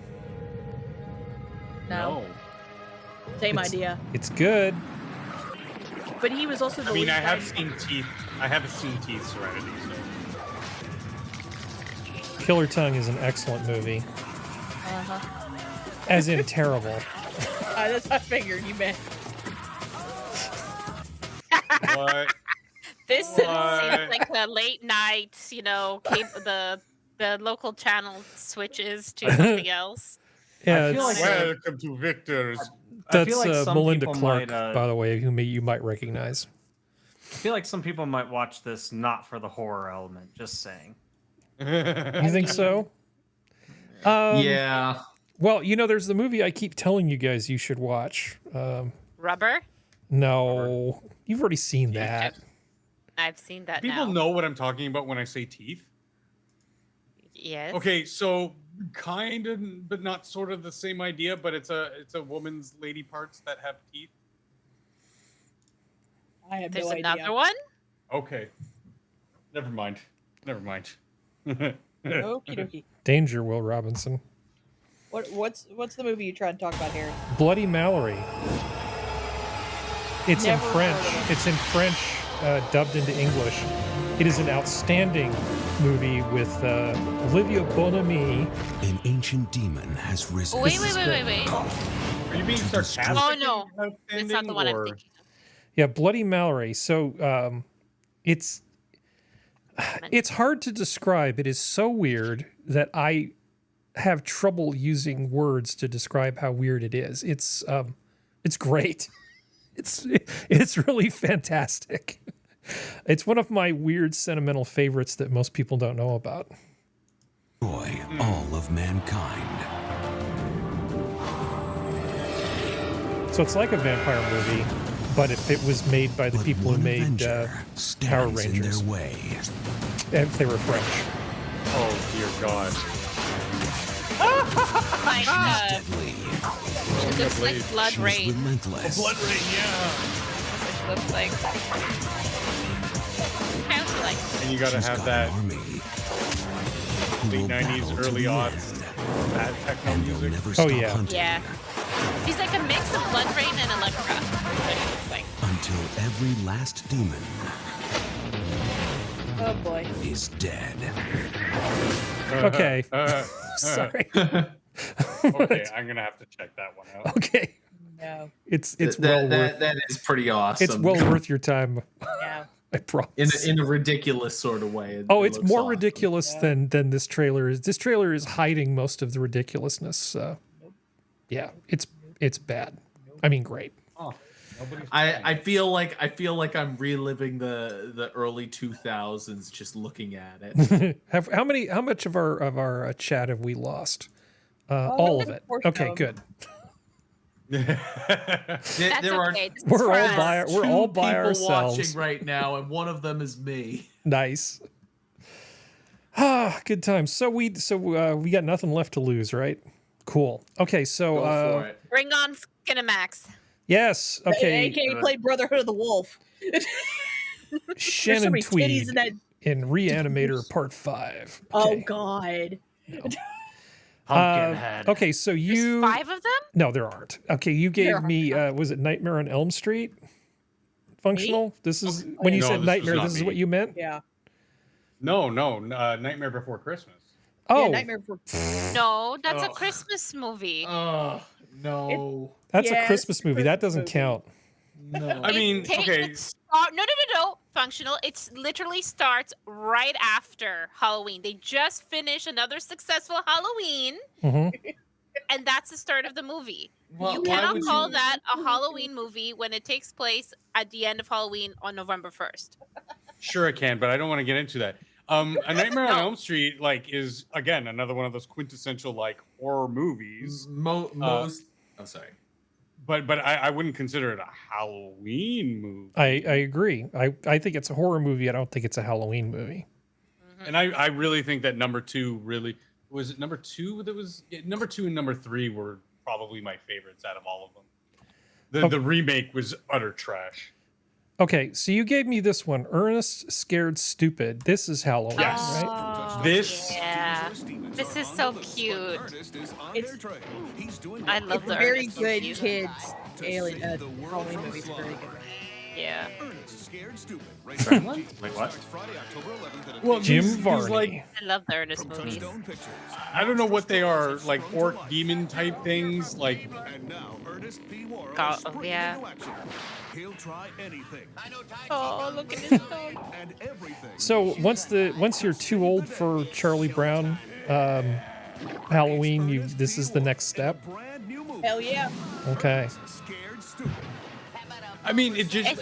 I love this movie, and I love Jim Varney, but it's also to show Halloween movies don't necessarily have to be horror movies or exactly. My last 2 picks, Ernest Scared Stupid and Idle Hands, basically comedies, but still dealing with that kind of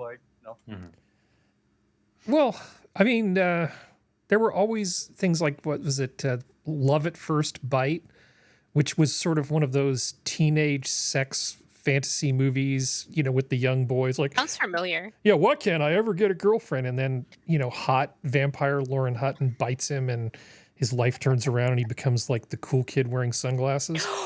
Oh, I forgot this one. Do you guys like Mary Kate and Ashley movies? Wait, what? What's it called? Double, Toil and Trouble. I used to watch that all the time as a kid. It's an Olsen twin movie. Oh, really? Oh, okay. Yeah. Here, I found it. But it's probably forced to watch it where's because of my the sister or something. where is the promo? Oh, it was That's an a good pick ABC too, movie. Okay. That's an older. That was when they were a lot younger, babies almost. Yeah. Tonight, Oh boy. it's a Halloween party for the entire family. It's the yearly festival of They had some really big actors. Was there ever a Star Wars Halloween? Ashley and Mary Kate Olsen. I don't think so. Misha Just Taylor and Star Cloris Wars Leachman in double toil and trouble Cloris tonight. Leachman. Now that is scary. Cloris Leachman. Okay. Man, those made-for-TV movies from the 90s were kind of scary, just in general. Now, I think this was a good suggestion. The Addams Family movie, right? Yes. Oh, excellent. This is yeah. an excellent Iconic. choice. I endorse this. Thank you. I'm glad you guys enjoyed this one. I do. Oh, I love the Addams Family. Well, I mean, Addams Family is still massively quotable too. That and Addams Family Values. Yep. Yeah, and it's kind of timeless. Yep. There was a train set there. That was Sad. It good. came out in 91. 91. I showed it to my friend's kids in 2004. Loved it. And I'm sure I could show it to kids today and they would love it. It's just so sad Raul Julia died. Yeah. Yeah. Did he drown? Will you stop it? No, he got shot in the head. Was it a boating accident? Stop. And a young Christina Ricci, like holy shit. His She was catamaran my childhood. collapsed. I wanted to be her. Yeah. Oh God, the last movie he did was the Street Fighter movie. I forgot about that. Yeah, well, that was a pretty And Bison. bad movie. I can understand why you would. You I know. shut I know. your I whore mouth. That It's movie an was excellent genius. movie. That movie is good. You shut up. I just forgot that was the last movie he did. But I love that movie. You Street should. Fighter was The movie good. was Okay. genius. I didn't say it was good. I said I loved Eating it. Lurch. Harry, I think you've made some enemies today. Oh, I'm confident of So, like, that. In Canada, Candyman. I don't know if this was if it came down in the States, but we had a show called The New Addams Family, which was Mhm. like a kids comedy Yeah. like show. I remember that. It was fantastic, and who played the grandpapa was someone from the original Addams Family. I think he was the one who played Gomez in the black and white, so the original Addams Family TV show. Mhm. He's the one who played Grandpa Addams in the new Addams Family. He had like a cameo like twice. Man, it was so good. Like that. So that TV series and the Munsters and the original Addams Family, and then they played on white TV a lot. John Aston was Grandpa Yes. Adams. So wait, Harry, are you requesting horror or Halloween movies? You're requesting Halloween movies specifically? Movies that one would watch in the Halloween holiday season. Ah. So, like, for instance, if you, my way of thinking is if you're dealing with a character that people would wear in a costume, like going trick-or-treating or something like Frankenstein, that kind of falls into the right. I think that you could loosely say that that's a Halloween movie or Halloween appropriate movie. Yeah. Halloween Town. Halloween Town movies, yeah. Yeah. Yeah, there's Halloween Town, Hocus Pocus. You got all the Hocus Pocus. Well, I think the next one that I think this is another functional one. You suggested Scream. Yeah. Scream's Which a big one, yeah. I have never seen. Oh, really? Because this is like the you know how the Halloween and Friday the 13th and Nightmare on Elm Street, those were all like 70s. This is the 90s sort of quintessential Halloween movie, horror movie, slasher flick that actually like revitalized the genre as far as filmmaking and consumption went. It was huge. It still is. And it was funny too. It had a lot of good comedic moments in it. Yeah. Well, And is since the we were the guy a talking about monster Friends, or is he just some psychopath? just a guy? He's just a psychopath. See, Well, I think that kind of makes it not a Halloween movie. But the Nobody has an air, iconic costume. the air that this costume is a huge series, so there's multiple movies. The air, oh my god, the air. Is that forgot Rose about that McGowan? scene. She looked cold. Yes, it is. She looked very cold. And Matthew Lillard, and there's Courtney Cox, and Well, I mean, anyway, it was directed by Wes Craven. One of the most Wes iconic Craven, movies, exactly. The- But the air of mystique and supernatural abilities of this character, Ghostface, is what I think makes it that sort of, and it takes place on Halloween. Mm-hmm. Yeah. The setting is that time of year. That works. The The biggest thing is difference. Oh, sorry. I was gonna say the biggest difference between him and the guy from Halloween. I can't think of the character's name. Michael Myers. Michael Myers is that Michael Myers is very. He's a lot tougher than he should be realistically. Let's He put took it a that way. coat hanger through the eye. He's physically huge and physically strong. Yeah. Ghostface is kind of the opposite. He's the agility, quick guy. and also with Ghostface, the mystique is you're trying to figure out who he is the whole time, like because there's. Well, and plus the whole thing with the Scream movies also is that you have horror Let's movie leave it obsessed there. people who were talking about like I the just tropes. randomly picked the spot. That's where it ended up. Honk, honk. The entire premise of Scream is also the fact that they're talking about horror movies and horror movie tropes, Yeah. and how to defeat stuff. That's the other thing with it, because that's the big thing. Yeah, Because it's like It's the Go ahead. tropes to me that would cement this as a Halloween movie, because Yeah. they play on all the other different movies and they discuss all the other different movies. And to me, I think that kind of plays into the mentality of what Halloween is when you're the type of person who watches a lot of scary movies. Well, also the fact that like it also created a new trope, which is killing your big star in the first 5 minutes. Oh, really? Yeah, Barrymore was the largest star out of that cast at the time. Oh, and so they basically did a bait and switch. They drew people in to watch the show and then killed her off because she was too expensive. but they did it. They did it to their benefit, not their detriment. Because they did it well. That was and it's also again one of those first films that kind of did that filmception thing in that it's referencing what is supposed to be in the ether, not in real life. Like, yeah, we saw Friday the 13th and we, but what if that were to kind of come to be real and then we portray in a film people living in that scenario? It's really cool. And again, it's very influential to filmmaking.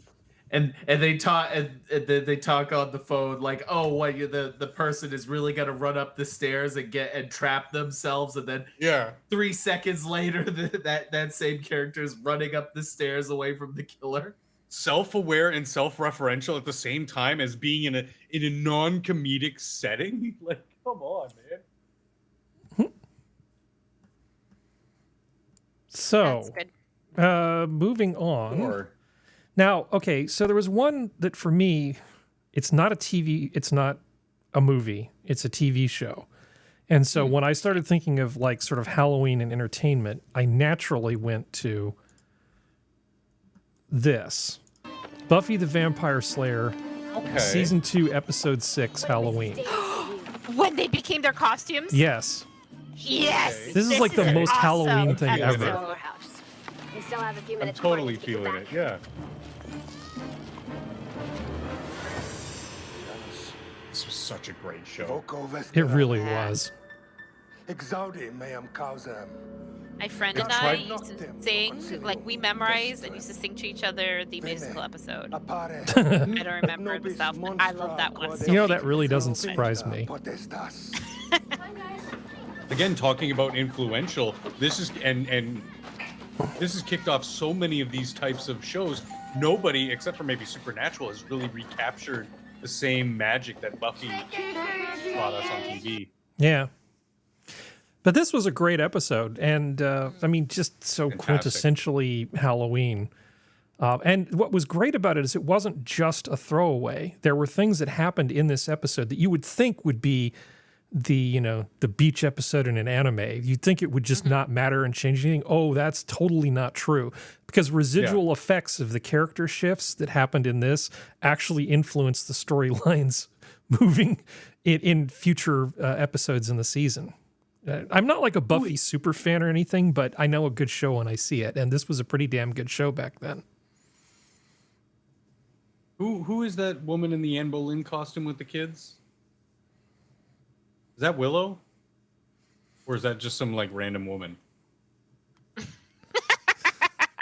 Willow is the ghost. I don't know I'm not sure which one you're considering the Anne Boleyn costume. That was earlier. That was Sarah Michelle Gellar. Yeah, she was like a Spanish princess or something. Yeah. But yeah, sorry, we're all getting drawn into this. That gives you kind of a testament to how good the show actually was. I'm just imagining like what happens when there are like 1,000 Bob Rosses in the world now. All right, so I'm gonna go ahead. Sorry. I was gonna say before we move on from Buffy, they had, and I can't remember their actual name, but the scariest episode with one of the scariest villains ever, which I honestly feel that Doctor Who completely ripped off.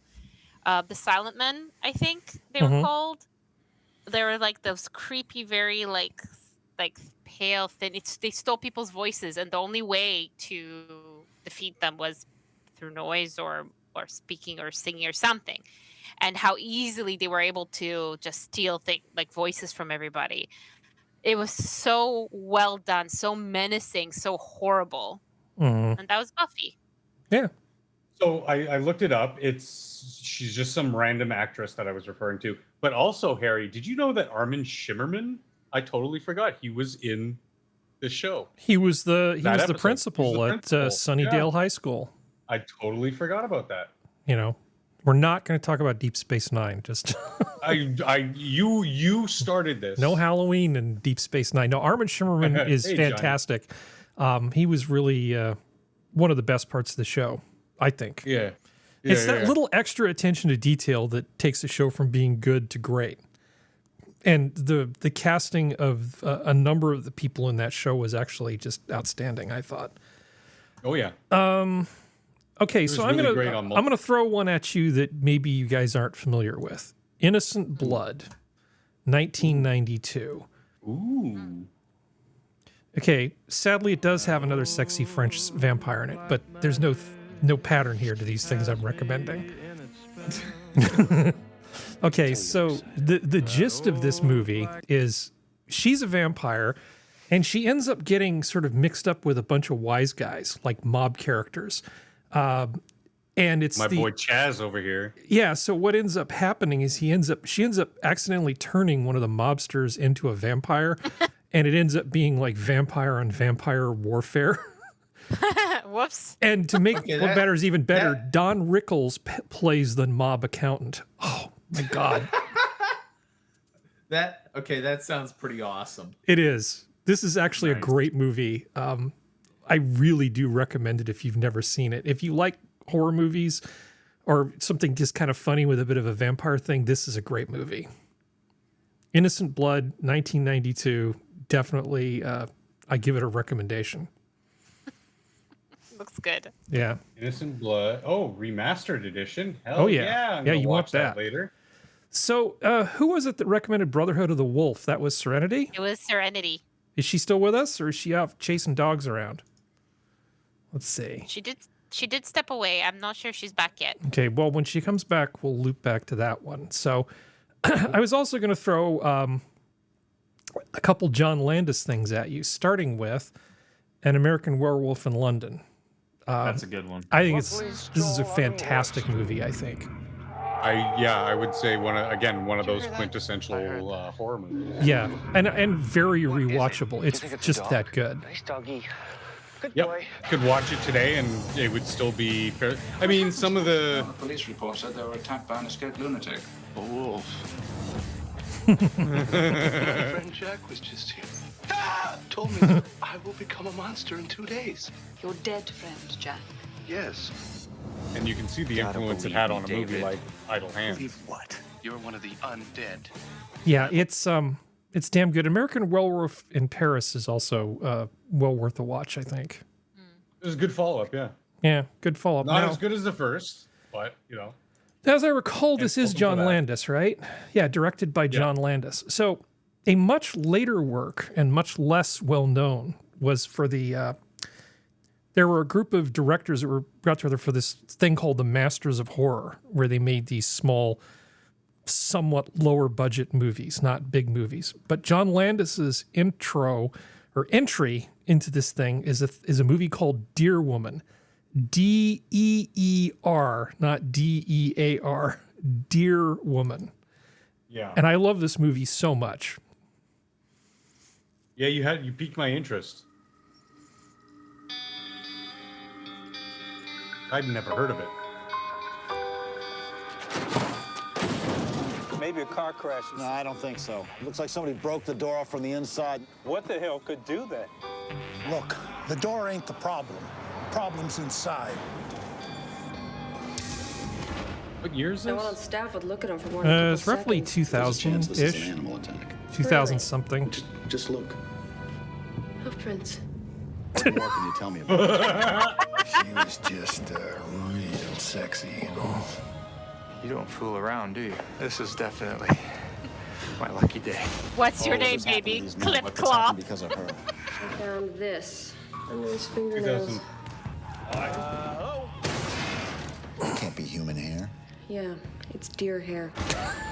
For an animal of that size and strength to be hiding in a major metropolitan area is frankly Okay, I don't want to ruin it for everybody, but this movie is surprisingly good. It's one of those things that you're either lucky enough to run across it or you're not. Totally recommend this movie if you're looking for something just a little out of the ordinary. It's not nearly as weird and up its own ass as Rubber. That was something else. That was a thing, wasn't it? I mean, I watched it to the end. I was like, okay. Okay.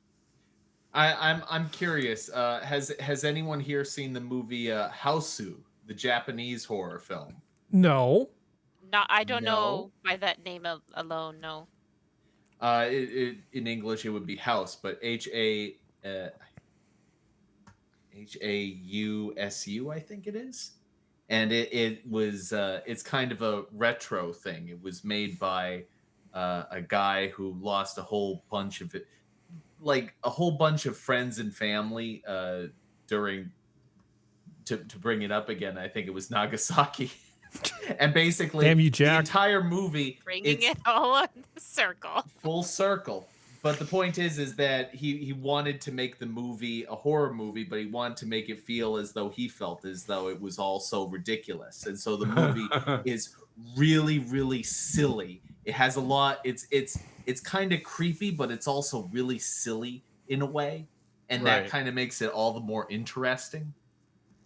So. Cool. So what are there any other movies that we've missed that need to be mentioned? I mean, because obviously we've missed thousands of movies, but Nightmare Before Christmas. You know, I mean, Young Frankenstein is Young Frankenstein one that should be in here. I kind of like Geode's suggestions of Young Frankenstein. Yeah, I think Young Frankenstein deserves it. There's a trailer I linked in the private chat here if you want to. And what is that a trailer of? What are you about to do to me? What? Young Frankenstein? Okay. Yeah. Yeah. Geodes isn't going to give me a link that if I pull it out here, it's going to get our channel canceled. Geodes wouldn't do that to me. It's coming. An oldie, but a great fucking movie. Oh, yeah. One of the great movies, honestly. I was just about to say Mel Brooks. Has he done anything wrong? Gene. Is it Jerry Boyle or what's his name? Something Boyle? Gene Wilder. No, I mean the monster. I love him so much. Peter Boyle. Peter Boyle. I can't do first names. Oh, he's so. I love him That's so awesome. so much. Cloris Leachman again. Cloris Leachman returns. Frau Brucher. I'm not afraid of you. Kill the monster! Mel Brooks, Young Frankenstein. Yes, I think we could all use a good laugh. But don't see it alone. No. What great knockers. Give him a set of give. Good times. Hey, let's watch the trailer for Blazing Saddles. No, let's not. I need to have a Brooks marathon soon. His movies are just that man. Oh my god. Okay, so what else are we missing, Geodes? Where the white women at? What are we missing? Good question. I don't know. How about The Thing? The Thing? I don't know. John Carpenter's The Thing? Yeah. There's Pumpkinhead. That's another Pumpkinhead. Oh, Pumpkinhead, yeah. Pumpkinhead, Leprechaun. Yeah. They be like Halloween movies, though. I don't know. Well, again, like Harry said, like something that you would, put on during the season to sort of like, celebrate the mood, the spirit of the season, and that being Halloween. Mm-hmm. I mean, even right there, I might even say Ghostbusters. Ghostbusters, again, Halloween. Oh, yeah, Ghostbusters works. I would. Yeah. Even in its roots, there's a very, paranormal sort of underpinning to the spirit of Halloween. So things that dealt with ghosts and hauntings. And I watched today The Haunting, House on Haunted Hill, The Blob. So, See, to me, Halloween is is the one time a year I watch horror movies in general. So I That one horror movies. Yeah, that one Scooby Doo, the one with the weird sisters, or whatever they were called. That Scooby Doo movie. You mean like It's a funny recent you bring one? that up. Is this one of the recent live action things you're talking about? Or... No. It's an animated Scooby Doo movie, but it's specifically that one. It's with the Weird Sisters bands or whatever they're called. They're if we're gonna go down that route, I would just say it's the Great Pumpkin, Charlie Brown. I mean, that's pretty quintessential. That you Joel cannot did mention argue that that one is in a chat Halloween earlier. movie. That is a Halloween show right there. Oh, let's see. What are we listing? Oh, They Live. Yeah. Is that a Halloween movie? I don't know. It seems like everyday dystopia. it could be any day of the year for that one. Yeah, and it's more science fiction than supernatural. You know what I mean? And then Yeah. Conjuring 1 or 2. I think Conjuring 2. Oh, the Hex Girls. Thanks, Johnny. Well, okay. So what about The Craft and the Hex Girls and all the sort of sexy young women witch things? Craft is a witch movie. It's a coming of age girls movie. It's not a Halloween movie. Yeah.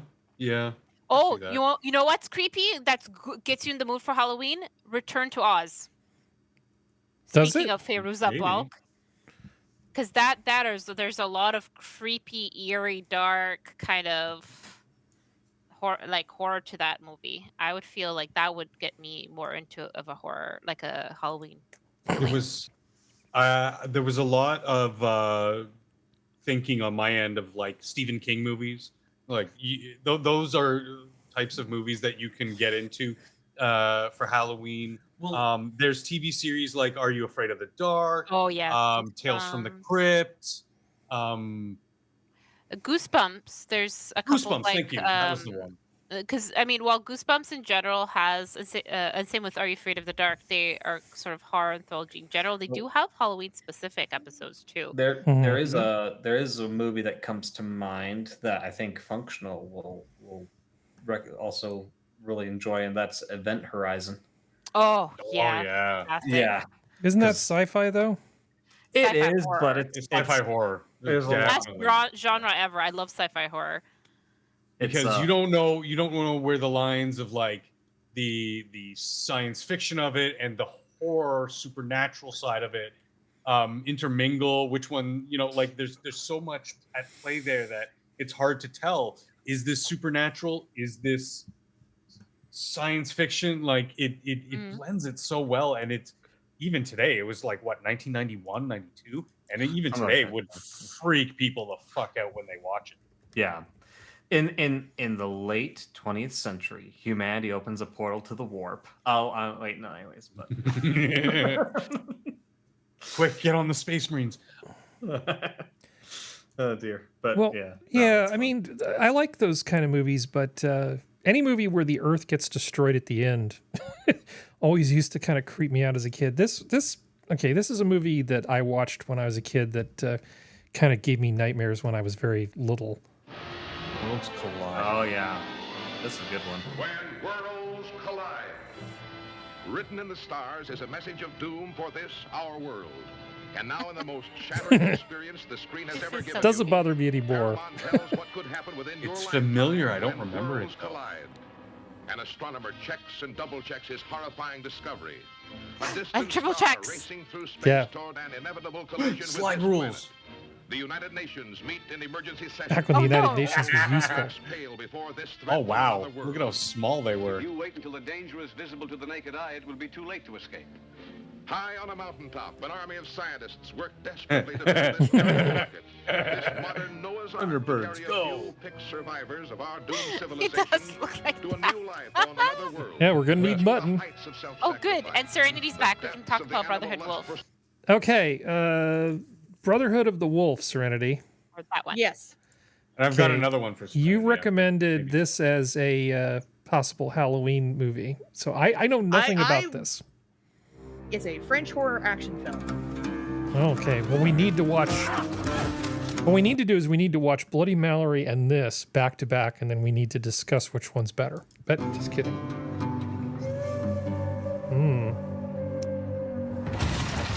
It also has Monica Bellucci in it. Yeah, I saw that. Okay. You're selling it. Good. Like her. But is she cold? No, just kidding. Behind a veil of riches and reason Can't really tell with those clothes. lies Yeah, it's a horror / costume drama. Prime says I have to Killing all. subscribe to this name. that get in its way. But now, 2 men sent to uncover the truth 2 men, 1 are truth. about to There's Monica. encounter Only their one greatest person can fear. stop them. It's actually a really good movie. A deadly The secret, trailer doesn't do it that much A credit, dark but it's a power. really good movie. even It's about the greater Beast than of they Jabal ever That, which imagined. is the legend of the beast wolf that ran around in France about 50 years before the French Revolution. See, It's really cool. While you were gone, you missed a movie about a Native American woman who turns into a deer and kills her lovers. Oh boy. Yeah, that's a great Oh movie. boy. Yeah, But it's Le Paca de Lupe or Brotherhood of the Wolf. nice. I've bookmarked it. Definitely gonna have to watch it. So what's the other one you had? Functional? I own it in hard. I own it in hard. Holy shit! Well, that was amazing. Did I just have a stroke or did that happen? Nope, I heard that What too. the hell was that? That was amazing. Do that again. That was probably my mic breaking up or something. You went It was into like throughout echoing. different universes. It's like you Yeah. opened a portal That- of the warp. That was like the audio version of the end of 2001. I own this movie in hard copy. That's what I was saying.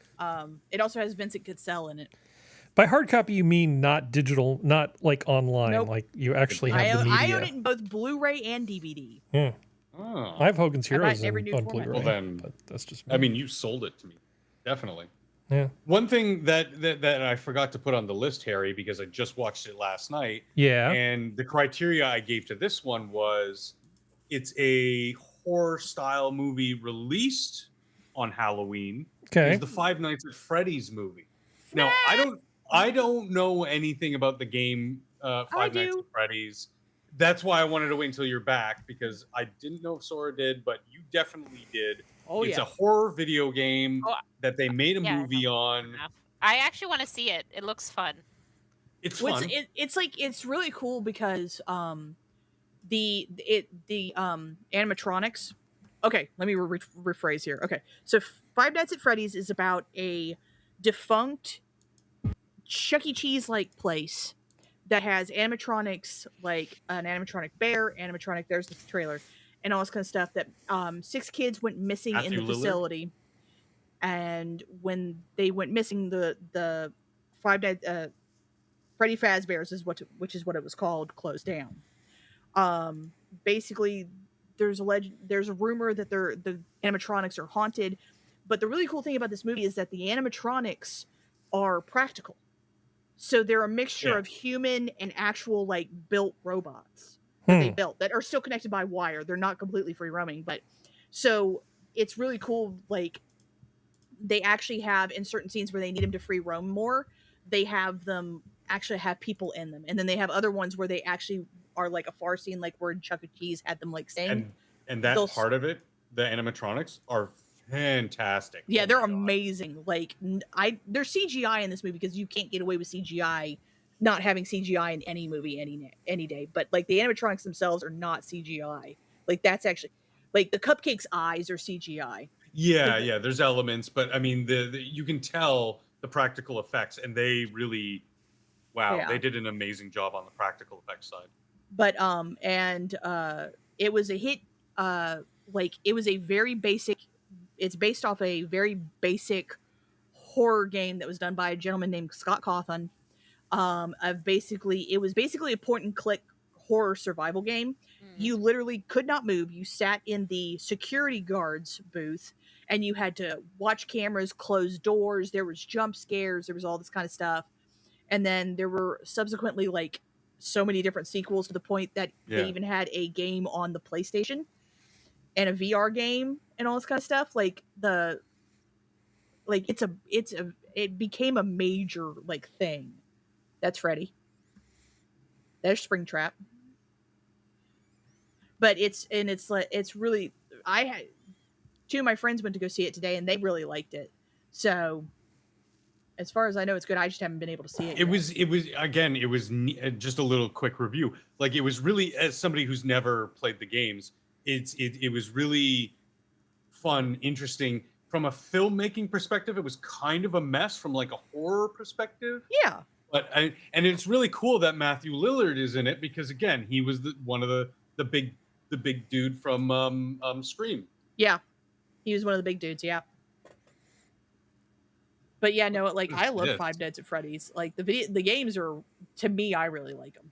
Well, the reason I never got into the first one was because it was one of those games that just like my heart could not take. The jump scares that it did and how effective they were. I was like, I can't play this game.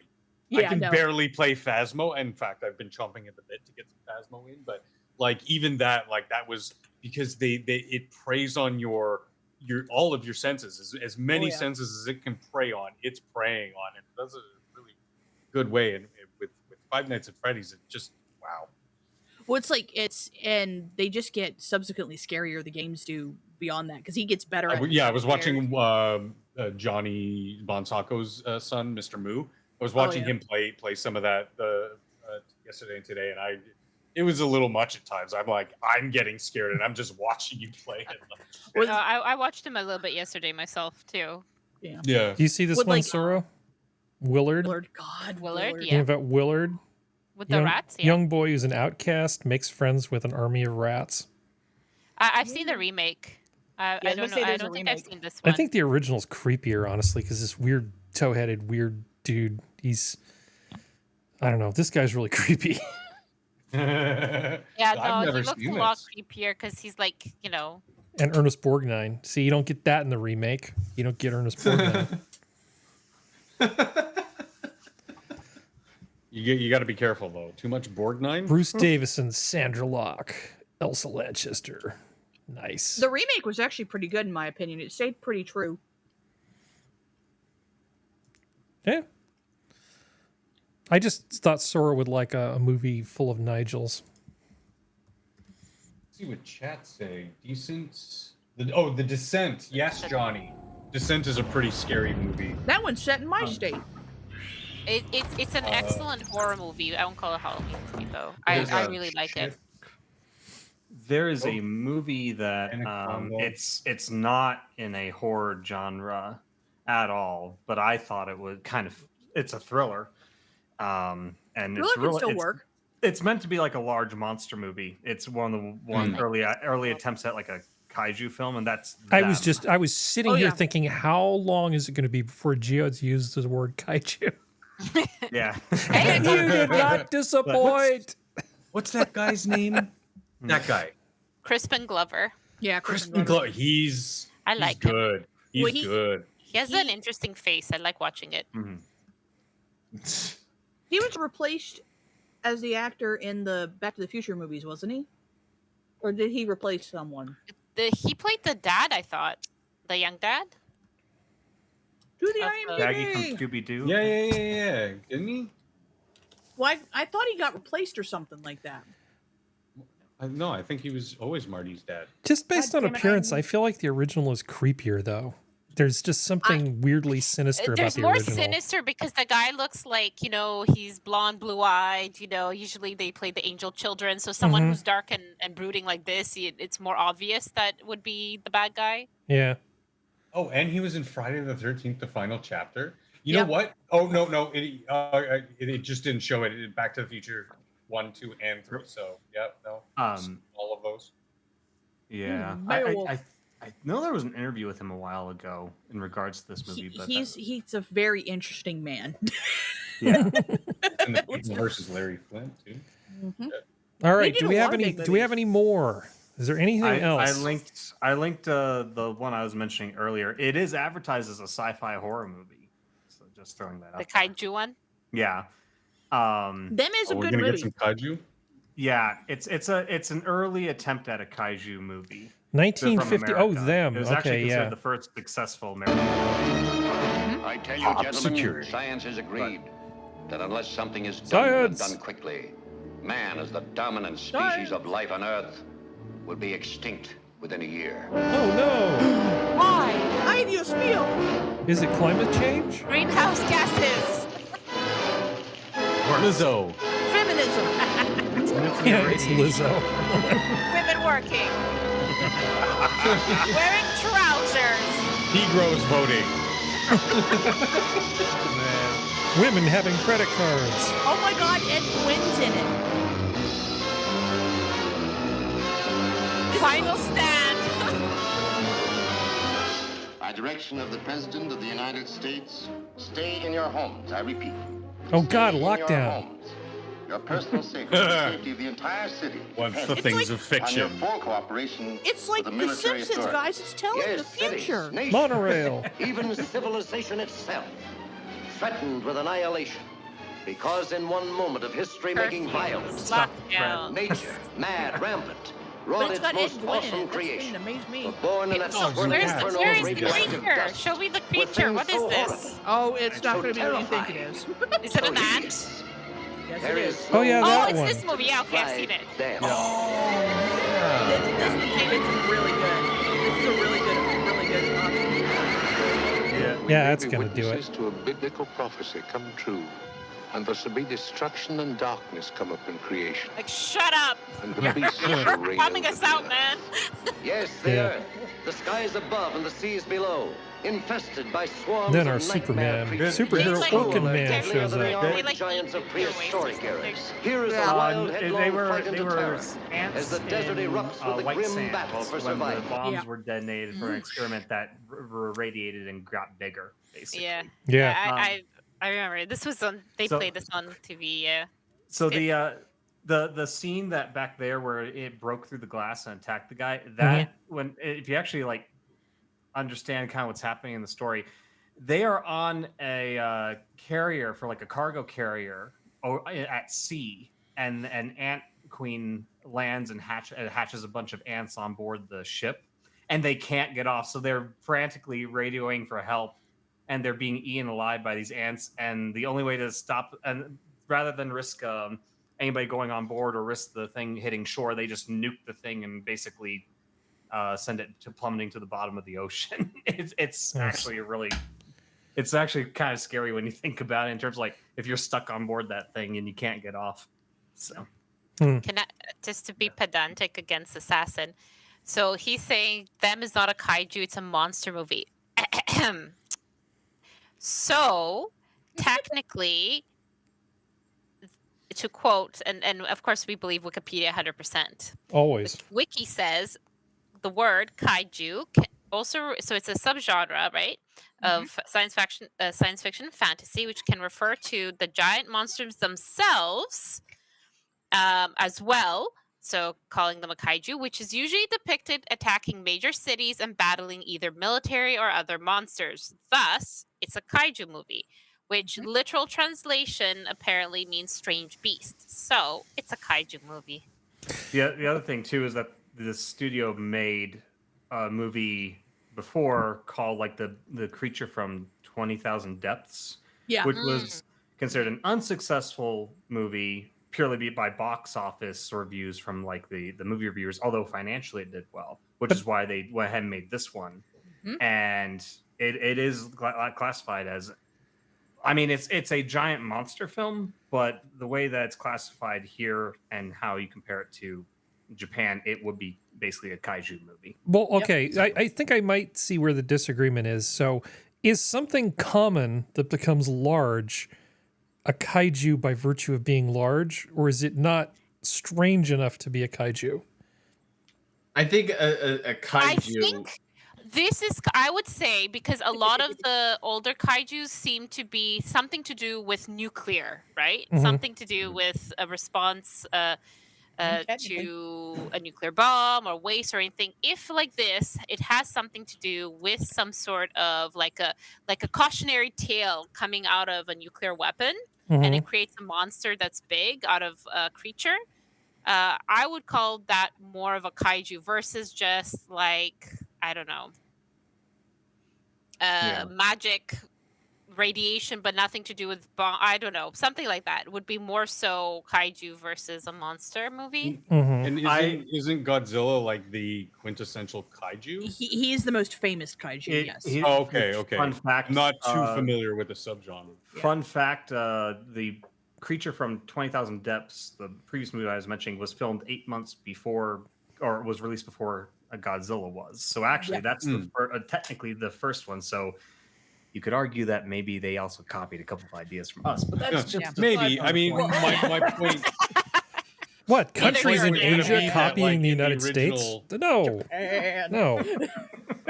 Well, the other thing is that whether you consider this movie a kaiju movie will also kind of depend, because it vaguely has the same kind of stance. Is do you consider King Kong a kaiju movie? Yeah, because they have King Kong versus Godzilla. Yeah, he was on Monster Island. Yes. So yeah. So I would say yes. So it's one of those things where it's kind of like, if you consider that, it's not exactly the same as them, but there's enough of a similarity there that them can be considered a kaiju movie. But I don't consider Baby Godzilla or Godzuki or whatever the hell you call it abomination kaiju. I call it just sort of a forced toy delivery system. There you go. Okay, so question then. I have a question. Okay. Do we consider Rocky Horror Picture Show a Halloween movie? No. A lot of fun. Hey, but it's fun. It's good. I think it has. Okay, the culture around it, because you're supposed to go into a theater on Halloween and do all that crap, right? Yeah. I think it's kind of popular culture has created it into a Halloween movie, and I can't remember. They're doing costumes. Was it because it's Halloween or just because they're weird? It's because it's part of the experience. Because they're weird. It's a cult movie. It's a cult movie. It's like going to see Priscilla, Queen of the Desert, or whatever that other stupid thing is, or Big Lebowski. They're just cult movies, and you dress up for cult movies. That's just the rules. For me, it was a disappointment. I'm just gonna put it out there. I like the actors are all great, but you know when everyone like builds up something and you go you go see it and you're like, okay. Yeah. Well, yeah, it can't live up to the hype. I'm afraid nothing could. Yeah. Well, it's like because. I it's kind of like, look, Brotherhood of the Wolf, I know is not a Halloween movie, but because it's an action horror film, and that's how I prefer my horror. I either like comedy horror films or I like action horror films. I don't like straight like horror films. Like Willard, I liked just because it was a little more psychological stuff. But so it's like, for me, Rocky Horror Picture Show is a cult Halloween-esque movie. Kind of like how Nightmare Before Christmas is a Christmas-esque movie. That kind of thing. But it's like it's also like the Stephen King, all the Stephen King movies. We consider those Halloween movies, like Cujo and stuff like that? Or are they, because I think The Stand is a Halloween movie. I mean, I did bring up King, so I think you could make an argument for everything King did, because he seems to be one of those types of people who that's his inspiration, bread and butter. He takes a lot of influence, like I said, from the supernatural. Sorry, Gio. Okay. No, you're fine. I was just going to say, I consider movies that are just kind of like you said, action horror. I mean, I would classify Alien or Predator as a good Halloween movie. Alien and Aliens, we do not acknowledge the rest of the Alien movies. We do not acknowledge those. Next question: Japanese horror films. Yes. Okay. Audition. Oh, that's creepy. Yeah, Audition fucks with me. I consider Audition a Halloween-esque movie. I do not consider Old Boy. Didn't they also create like the original Ring as well? Yes, Ring. Yeah. But hold on, do they celebrate Halloween in Japan? Because I kind of feel like if they don't have Halloween in Japan, you can't have Halloween movies from Japan. Oh yeah, no, they celebrate it, like Shibuya, because of all the shit that went down in Korea last year, has banned people from dressing up in Shibuya. Okay. Because of it. Who screwed But it up? unlike Christmas, know- they do it like the same way we do it. Well, like in Korea, the big crush that killed a bunch of people in Itaewon. Oh, So that Japan's- was at Halloween. Yeah, that happened Halloween night in Korea. Oh shit! But not to bring the shit down. Do we like so going the comedy route? Son of Frankenstein by Mel Brooks. Is that a Halloween movie? Son of Frankenstein? You mean Young This is Frankenstein? Young Frankenstein. Sorry, We covered that. You Yeah. were stepped away when we covered that. Yeah. Okay. Yeah. Yes, Horror. we said yes. The one that I'm actually kicking myself that nobody brought up, Beetlejuice. Mm-hmm. Oh my God! Yeah. I think Beetlejuice could be considered. Well, we didn't want to Well, I mean, trigger it even anybody takes from place- Chicago. It even takes place at Halloween too, Serenity. Like, remember yeah. those great costumes. Like, Completely forgot. I until just like 10 minutes ago, and we saw it on the display here that it was brought up as a suggested video. I think is again one of those quintessential kind of Halloween movies. Very, very Halloweeny. Dealing with ghosts and the afterlife, and it takes place at Halloween. And it's just obviously really well written. Are Ghosts. What's the good of being a ghost? Well, and that's the thing of like, it also is kind of like. is And did being you talk about haunted any by of the the living. Romero movies? use a little remodeling. No, And they can't So not Night of the Living Dead or anything like that. no, we didn't bring up Romero. Oh, No. that we that didn't. is one It's a of the good call few- though. Like both the first remake of the Romero of the Dead movies, like the very first one, I thought was really, really good.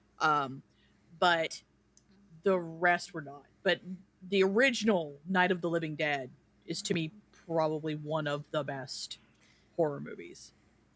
Assassin mentioned in the chat he's going to see it tomorrow, or sorry, not tomorrow, Halloween on Tuesday. He gets to see it. Oh, that's Oh, nice. nice. Way to go. I was saying that I wish they would do that here too, like have like Halloween showings of like horror movies and stuff. Or There's a huge Rocky Horror community here, so that's gonna I mean, we have that too, but like I don't want to go. I think the small cinema, not one of the big chains, Yeah. up the street from me is playing horror movies all week, or well, Halloween movies all week. We used to have a family-run place. Of course, they all got Oh, shut down. I But- just remembered. Candyman, yeah. I remembered an actual like pure horror film that came to mind. The Woman in Black. Woman in Black's good. Woman in Yeah. Black, yeah. That's okay. Season of the Witch is really good. We brought Original up- Candyman, not. Yeah. Mm-mm, we're not talking. It's very good because it kind of falls around that time period. If you can find the original miniseries, that's better in my opinion because it also has Tim Curry in it. Oh yeah. Yeah. Trick or Treat. Yes. Oh my God. Trick or Treat, None of yeah. us mentioned that. That is good. That is excellent. I love a good anthology. Oh golly, my brain just died on me. I had a thing in my the very first Resident Evil movie. Is that considered a Halloween movie? Never saw it. I'm the open ori- to.